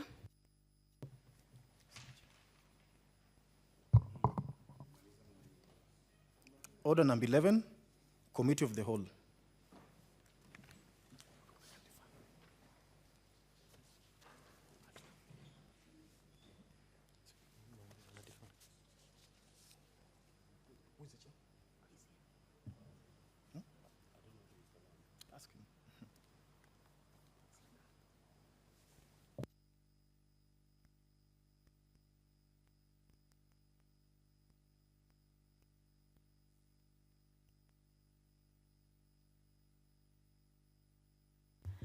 Chairman, are you ready? Is the chair of the committee ready? Chairman, you ready? Yes, I'm ready.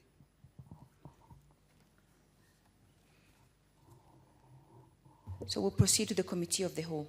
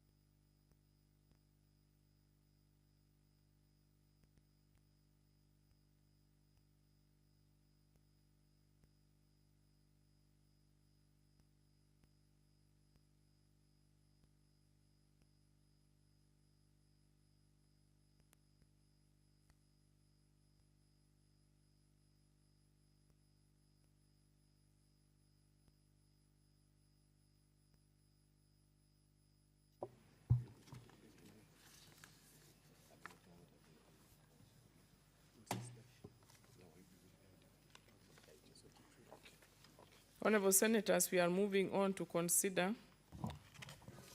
the National Assembly amendment to the Assumption of Office of the County Governor Bill, Senate Bills number 1 of 2018.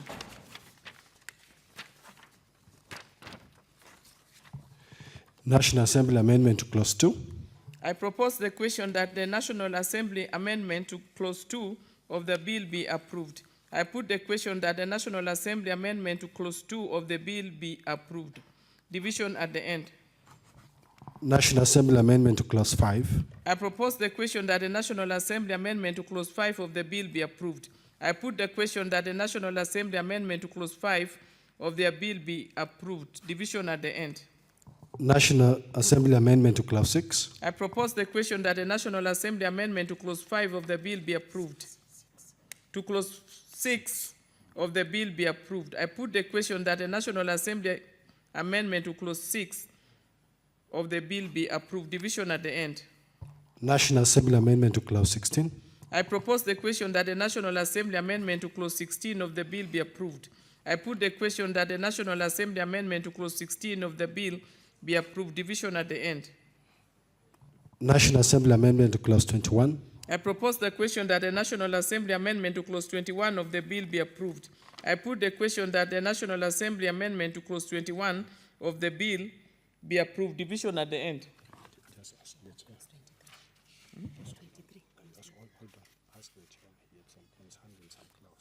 Chair, do you have any amendments so far? Any concerns?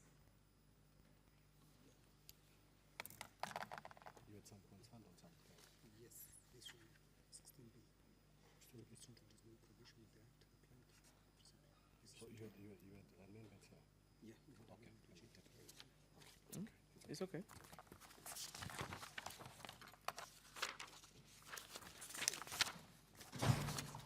The National Assembly Amendment to Clause 23. I put the question that the I propose the question that the National Assembly amendment to Clause 23 of the bill be approved. I put the question that the National Assembly amendment to Clause 23 of the bill be approved. Division at the end.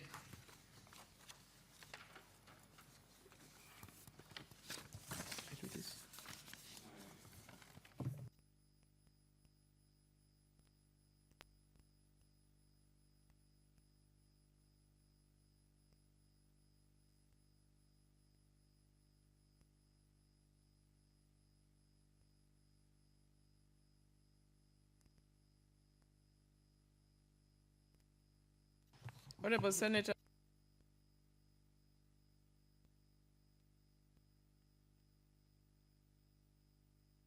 Honorable Senators, we are going for the division and we'll ask the bell to be rung for 2 minutes.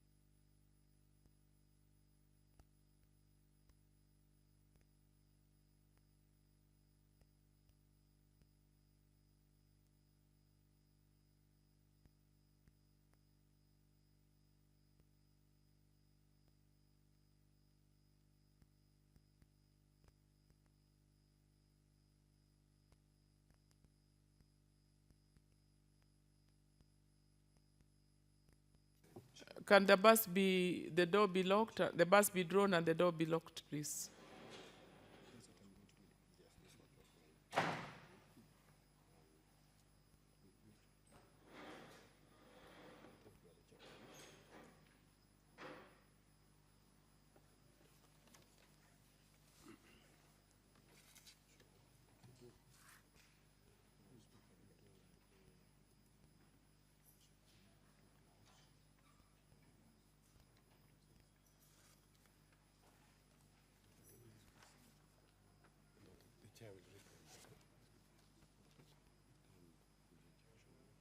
Why not getting ready?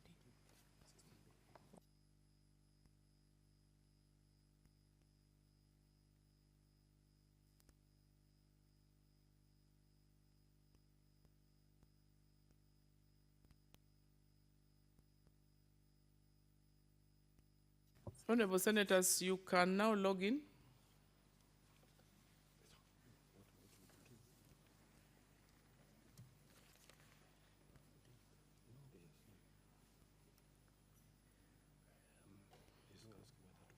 And start voting.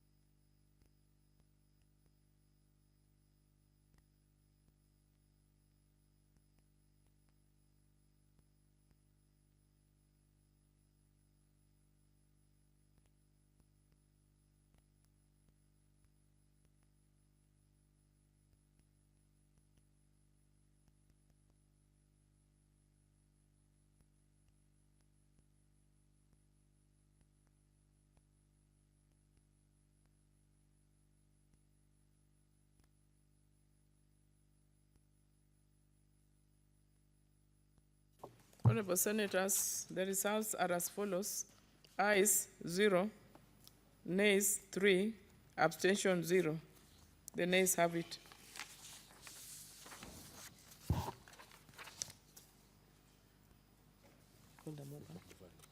Mover. Mover.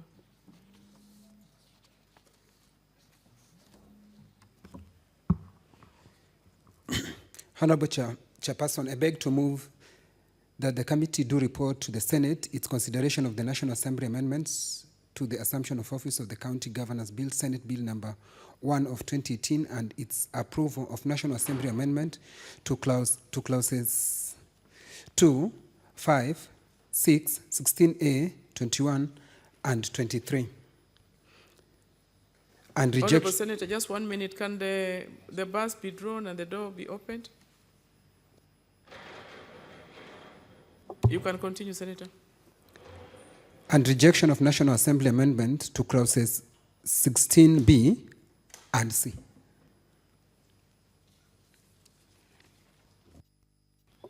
So it is a total rejection.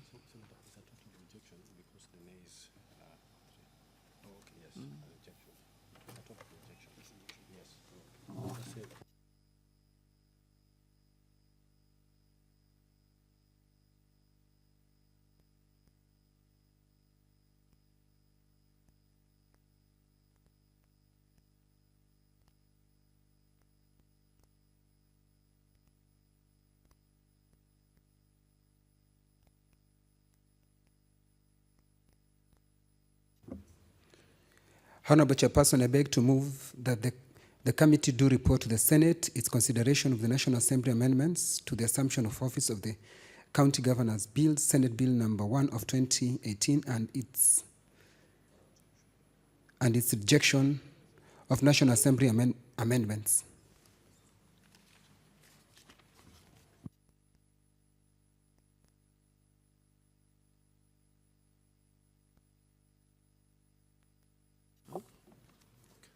Read it. Yes.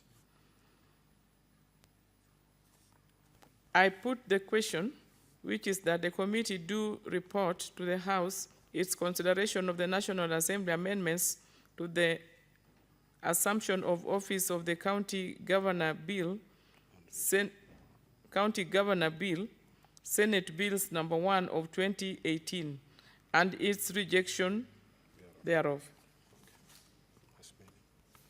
As many as are of the opinion say aye. Aye. Those of the contrary opinion say nay. The ayes have it. Madam Speaker.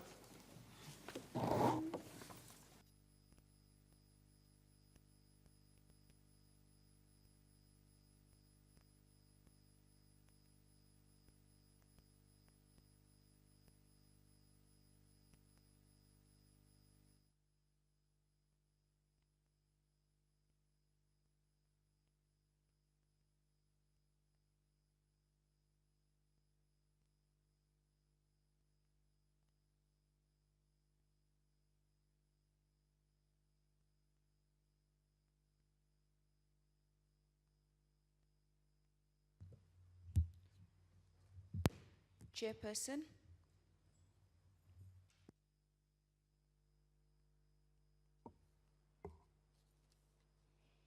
Honorable Speaker, I beg to report that the Committee of the Whole has considered the National Assembly amendments to the assumption of office of the County Governor Bill, Senate Bills number 1 of 2018, and its rejection thereof. And this, yeah, that's the rejection thereof. I think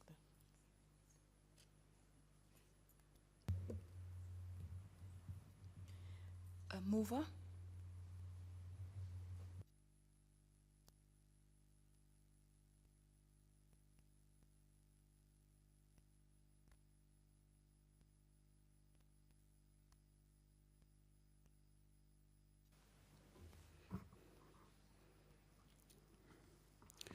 Honorable Speaker, I beg to move that the House do agree with the committee on the said report.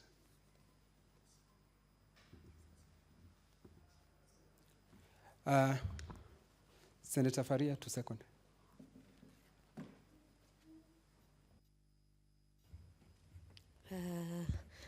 Thank you. Congratulations, Madam Speaker. I beg to second.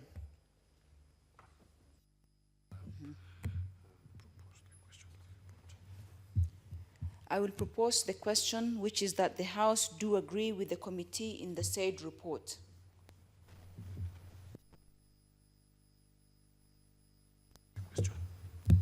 I will put the question, which is that the House do agree with the committee in the said report. As many as of similar opinion say aye. Aye. Will as many as contrary opinion say nay? The ayes have it. Next order.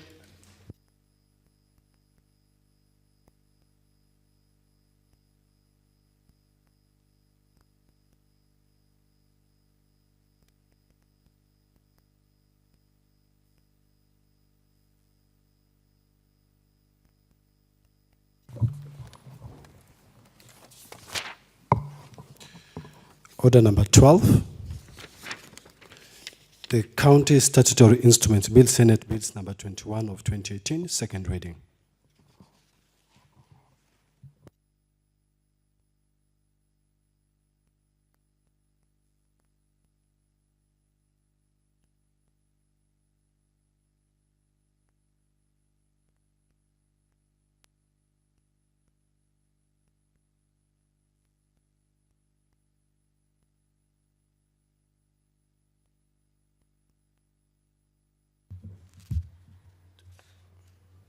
Chairperson, Sessional Committee on Delegated Legislation, Senator Farhia, are you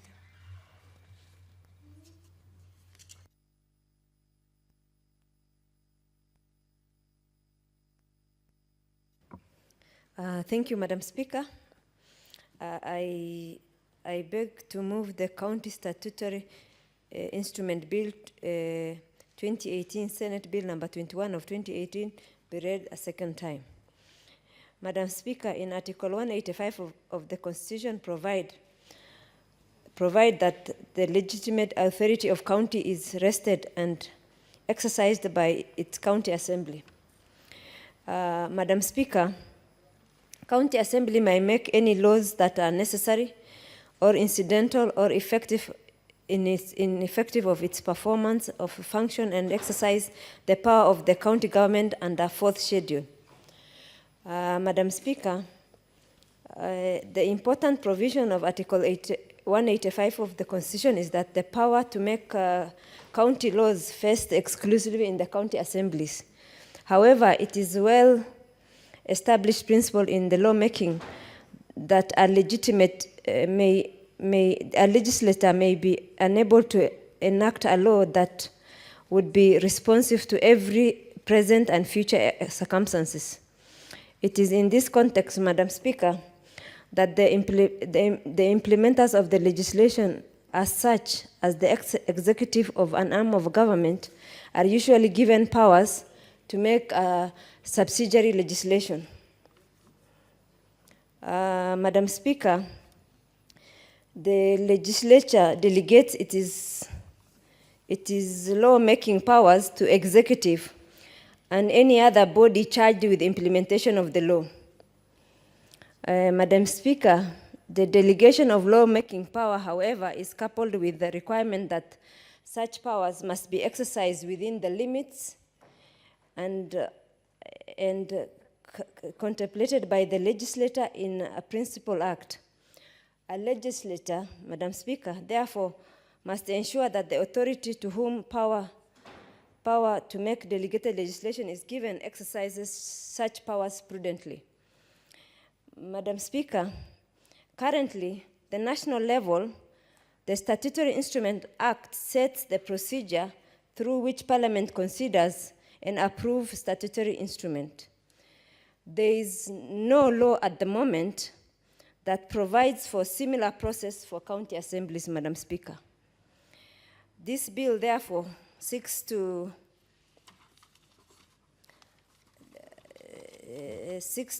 provide procedure for considering statutory instrument by county assemblies, Madam Speaker. And the silent provision of the bill. The bill provides that all statutory instruments must be subjected to a provision that is proposed in a new law. In this respect, the bill defines statutory instrument as a rule, order, regulation, discretion, form, tariff of costs, fees, letter, patent, commission, warrant, proclamation, resolution, guidelines, or other statutory issued, made, or established in execution of power conferred by or under an act of county assembly under which the statutory instrument or statutory legislation is expressly authorized to be issued. Madam Speaker, the bill therefore requires statutory instrument regulation making authority shall consult with persons whom are likely to be affected by the proposed instrument and invite members of the public to give their views within a prescribed period. Madam Speaker, the bill requires the regulation making authority prior to making the statutory instrument, prepare a regulatory impact statement regarding the instrument if the proposed statutory instrument is likely to impose significant cost on the community or part of the community. Madam Speaker, in preparing the regulatory impact assessment, the regulation-making authority is required to obtain independent advice as to the adequacy of the statement and of the assessment, including the statement in accordance with the guidelines. Madam Speaker, the bill, however, seeks to exempt certain types of statutory instruments from the requirement of preparation of regulatory impact assessment. This includes statutory instruments that deal with matters that are not of legislative character, does not operate to the disadvantage of any person, an enactment of statutory instrument to take account of prevailing Kenyan legislative drafting practice in the commencement of an act of or a provision of an act of the County Assembly or subsidiary legislation. Madam Speaker, the bill proposes that every regulation-making authority shall, within 7 sitting days after the publication of the instrument, submit a copy of the statutory instrument and explanatory memorandum to the clerk of the County Assembly for tabling before the County Assembly.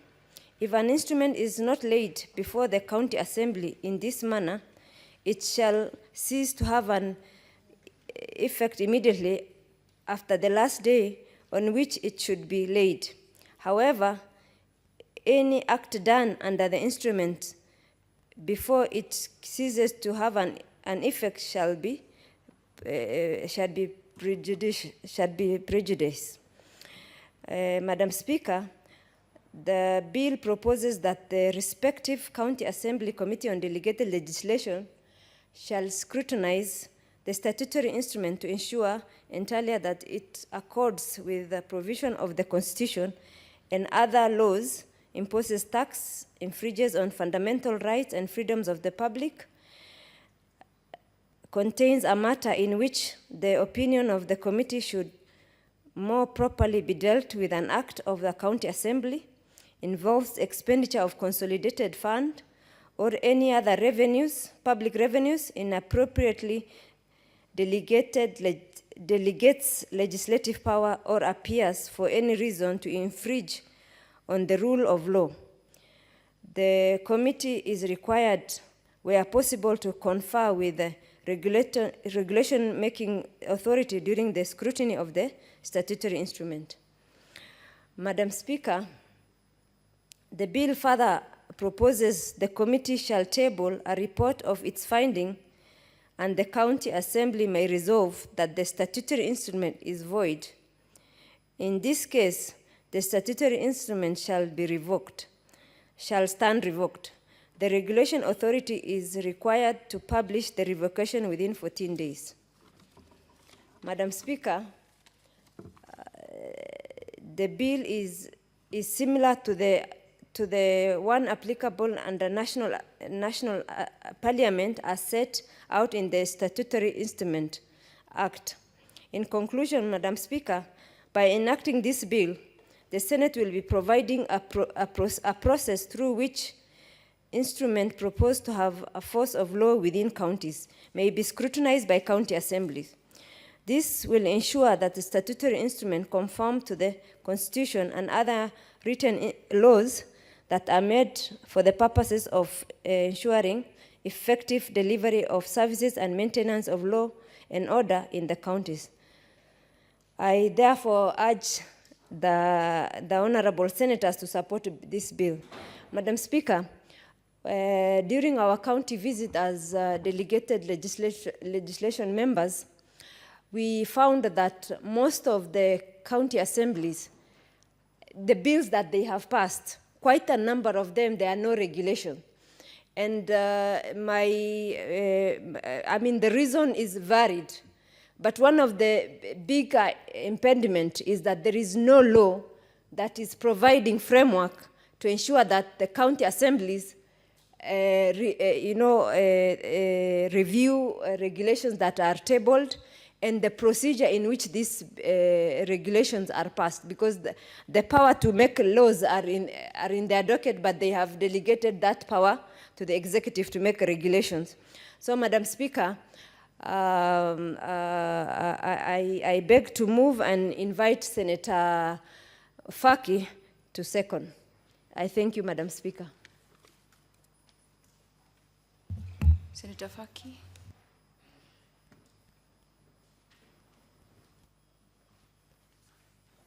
Asante Spika kwa kunipa fursa hii kuunga mkono mswada wa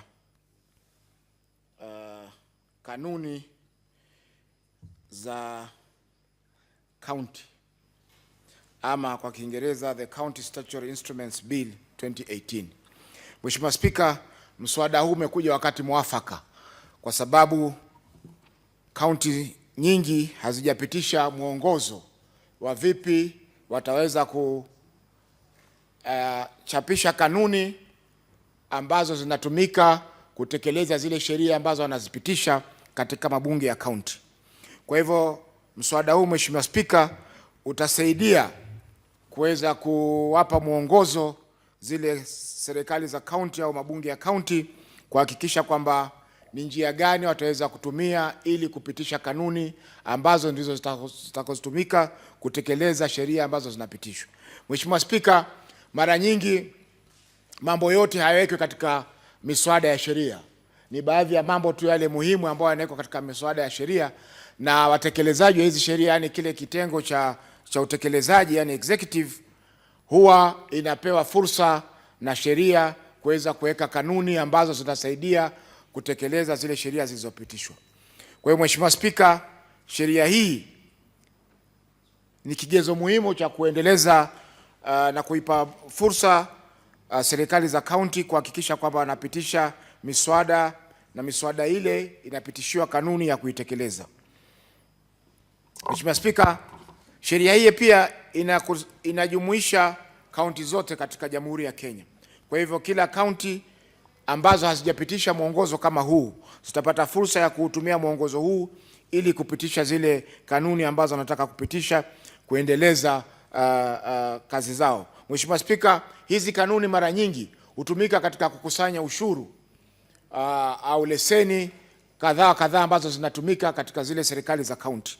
Kwa hivyo bila ya zile kanuni inakuwa vigumu serikali za county kuweza kukusanya fedha za kuendeleza miradi ambao wanaendeleza katika kaunti zao.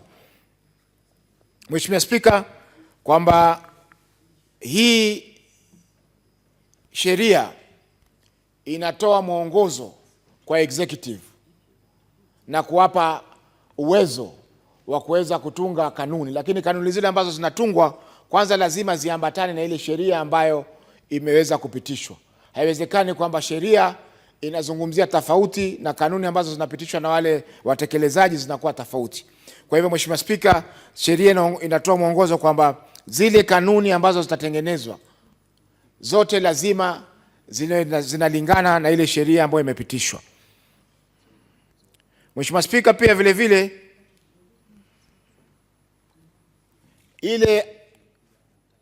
ule uwezo ambao umepewa hawa watekelezaji, yani executive, ya kutunga hizi kanuni ni kwamba sio uwezo ambao hauna vigezo. Ni uwezo ambao lazima ufuatilie, utekelezwe kulingana na vile sheria inavyosema. Kwa hivyo iwapo watakwenda kinyume na zile sheria, zile kanuni ambazo watakuwa wametengeneza zitakuwa hazina maana yote kwa sababu zinapinga zile sheria ambazo ziko. Mheshimiwa Spika, katika kupitisha kanuni hizi itasaidia pia kuwapa serikali za mabunge ya county uwezo wa kuangalia ama kudhibiti ule uwezo wa serikali county kupitisha kanuni ambazo labda zinawaathiri wananchi katika eneo lile. Kwa hivyo inasemekana kwamba hii sheria inaipa ile jukumu la bunge la kaunti kuangazia kazi zinazofanywa na kitengo cha utekelezaji, yani executive, kuhakikisha kwamba kanuni zile wanazopitisha zinaambatana na sheria. Mheshimiwa Spika, mswada huu vile vile pia unatoa mwongozo ni vipi zile kanuni zitaweza kutengenezwa mpaka ziwe sheria. Kuna kifungu ambacho kinasema kwamba lazima ichapishwe katika gazeti rasmi la serikali na vile vile magazeti ya kaunti rasmi. Vile vile inatoa fursa kwa wananchi kwenda kutoa mwongozo, ama washikadau wote katika kitengo kile ambacho kimekusudiwa waweze kutoa maoni yao. Kwa mfano, wanatunga kanuni za kudhibiti biashara ya bodaboda. Itakuwa ni lazima watoe fursa kwa washikadau wote, waendesha bodaboda na wengineo, ili waje watoe maoni yao kulingana na zile kanuni ambazo zinaweza kutungwa. Mheshimiwa Spika, vile vile hizi kanuni ambazo zinatungwa lazima zipelekwe katika county assembly ili zichunguzwe kabla ya kupitishwa. Kwa hivyo hiyo pia inatoa fursa ya kuangalia kwamba zile kanuni zinazotungwa na utekelezaji zinaambatana na sheria na zimepitishwa na bunge la kaunti ile. Mheshimiwa Spika, vile vile pia inatoa mwongozo kwamba zile kanuni ambazo zitapitishwa zitabatilishwa baada ya miaka 10 kutoka ile tarehe ambayo imepitishwa. Tunaona kwamba kaunti nyingi zina kanuni za kutoka Muingereza, kutoka serikali ya ukoloni, bado kanuni zile zinatumika. Ukiangalia katika kaunti nyingi zile kanuni zao zinazohusiana na mambo ya ujengaji majumba, zote zile zimetengenezwa wakati wa ukoloni. Na kwa hiyo hii sheria inatoa mwongozo kwamba zile kanuni kila baada ya miaka 10 huwa zinakufa, na zikifa lazima aidha ziongezewe muda na muda utakaoongezwa hautazidi miezi 12, ama zipitishwe nyingine mpya kuhakikisha kwamba zinaambatana na sheria. Na vile vile kama zitaongezwa kwa muhula wa miezi 12, itakuwa zinaweza kuongezwa mara moja peke yake. Tukiangalia kifungu cha 18 ibara ya 4 inasema kwamba muda unaweza kuongezwa, yani muda wa miaka 10 unapokwisha inaweza kuongezwa muda wa mwaka mmoja peke yake, haiwezi tena kuongezwa zaidi ya hapo. Kwa hivyo hiyo ni sheria nzuri ambayo lazima tuiunge mkono. Mheshimiwa Spika, swala lingine ni kwamba kila kifungu cha 19, kila kanuni zitakazopitishwa na kukubaliwa lazima ziweke katika gazeti rasmi la serikali, yani Kenya Gazette na vile vile County Gazette, na pia zipewe namba maalum. Kwa mfano namba 001/1/2019, hiyo ni mfano wa zile namba ambazo zitapeana katika hizi kanuni za county, kwa sababu iwe rahisi kuweza kuzipambanua, hizi zinahusiana na kipi, hii inahusiana na vipi. Kwa hiyo Mheshimiwa Spika,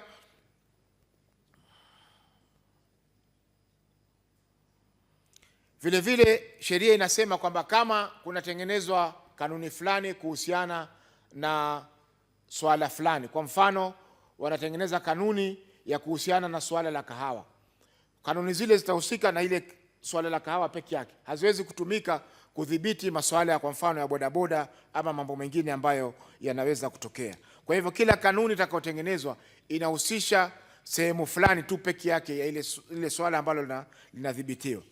Mheshimiwa Spika, mswada huu kwa kusema ukweli ni mswada ambao umekuja kwa wakati mwafaka, na ni lazima tuunge mkono, kwa sababu ni njia moja ya kusaidia zile serikali za kaunti kuweza kupata mapato ili kusaidia kuendesha kazi zao katika makaunti.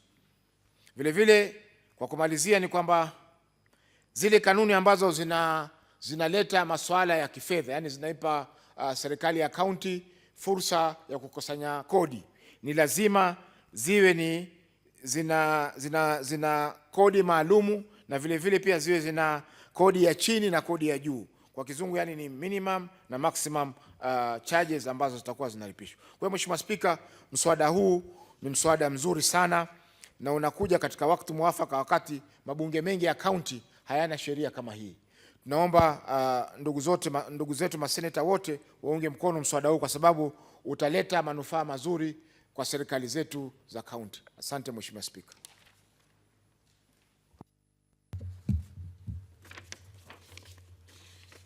Honorable Senators, I propose the question that the County Statutory Instruments Bill, Senate Bills number 21 of 2018, be now read a second time. Senator Naomi Wako-Jilo. Thank you, Madam Speaker. Pursuant to Standing Order 105, I rise to move that the debate on this bill be now adjourned.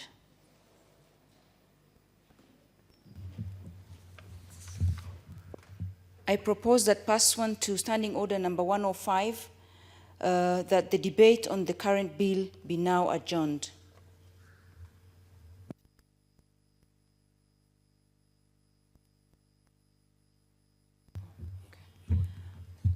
Senator, can you have a seconder, please? Senator Farhia, can second. Thank you, Madam Senator. Madam Speaker, I wish to second. I now propose that pursuant to Standing Order number 105, that the debate on the current bill be now adjourned. I put the question that pursuant to Standing Order number 105, that the debate on the current bill be now adjourned. As many as of this opinion say aye. Aye. As many as of contrary opinion say nay. The ayes have it.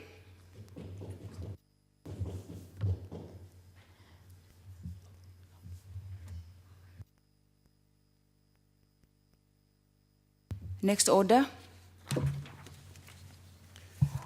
Order number 13, the County Oversight and Accountability Bill, Senate Bills number 28 of 2018, second reading. Okay. Seeing as the sponsor is not here, this stands deferred. Next order. Order number 14, the determination of the nature of bills, procedure bill, Senate Bills number 30 of 2018, second reading. Once again, honorable senators, seeing as the sponsors are not here, this is also deferred.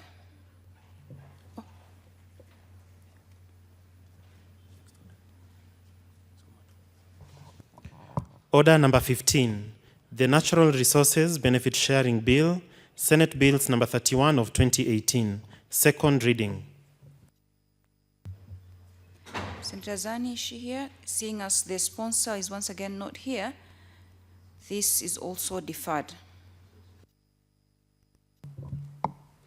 Order number 16, the Mental Health Amendment Bill, Senate Bills number 32 of 2018, second reading. Again, it seems like the sponsor is not here. We will have this deferred as well. Order number 17, the Election Laws Amendment Bill, Senate Bills number 33 of 2018, second reading. Once again, I don't see the sponsor, so we will defer this as well. Order number 18, the County Wards Equitable Development Bill, Senate Bills number 34 of 2018, second reading. Chairperson, Standing Committee on Finance. Once again, we'll have to defer this as I don't see the chairperson. So this is deferred. The T Bill, Senate Bills number 36 of 2018, second reading. Sponsor of the T bill. Seeing again, as the sponsor is not in the House, this is also deferred.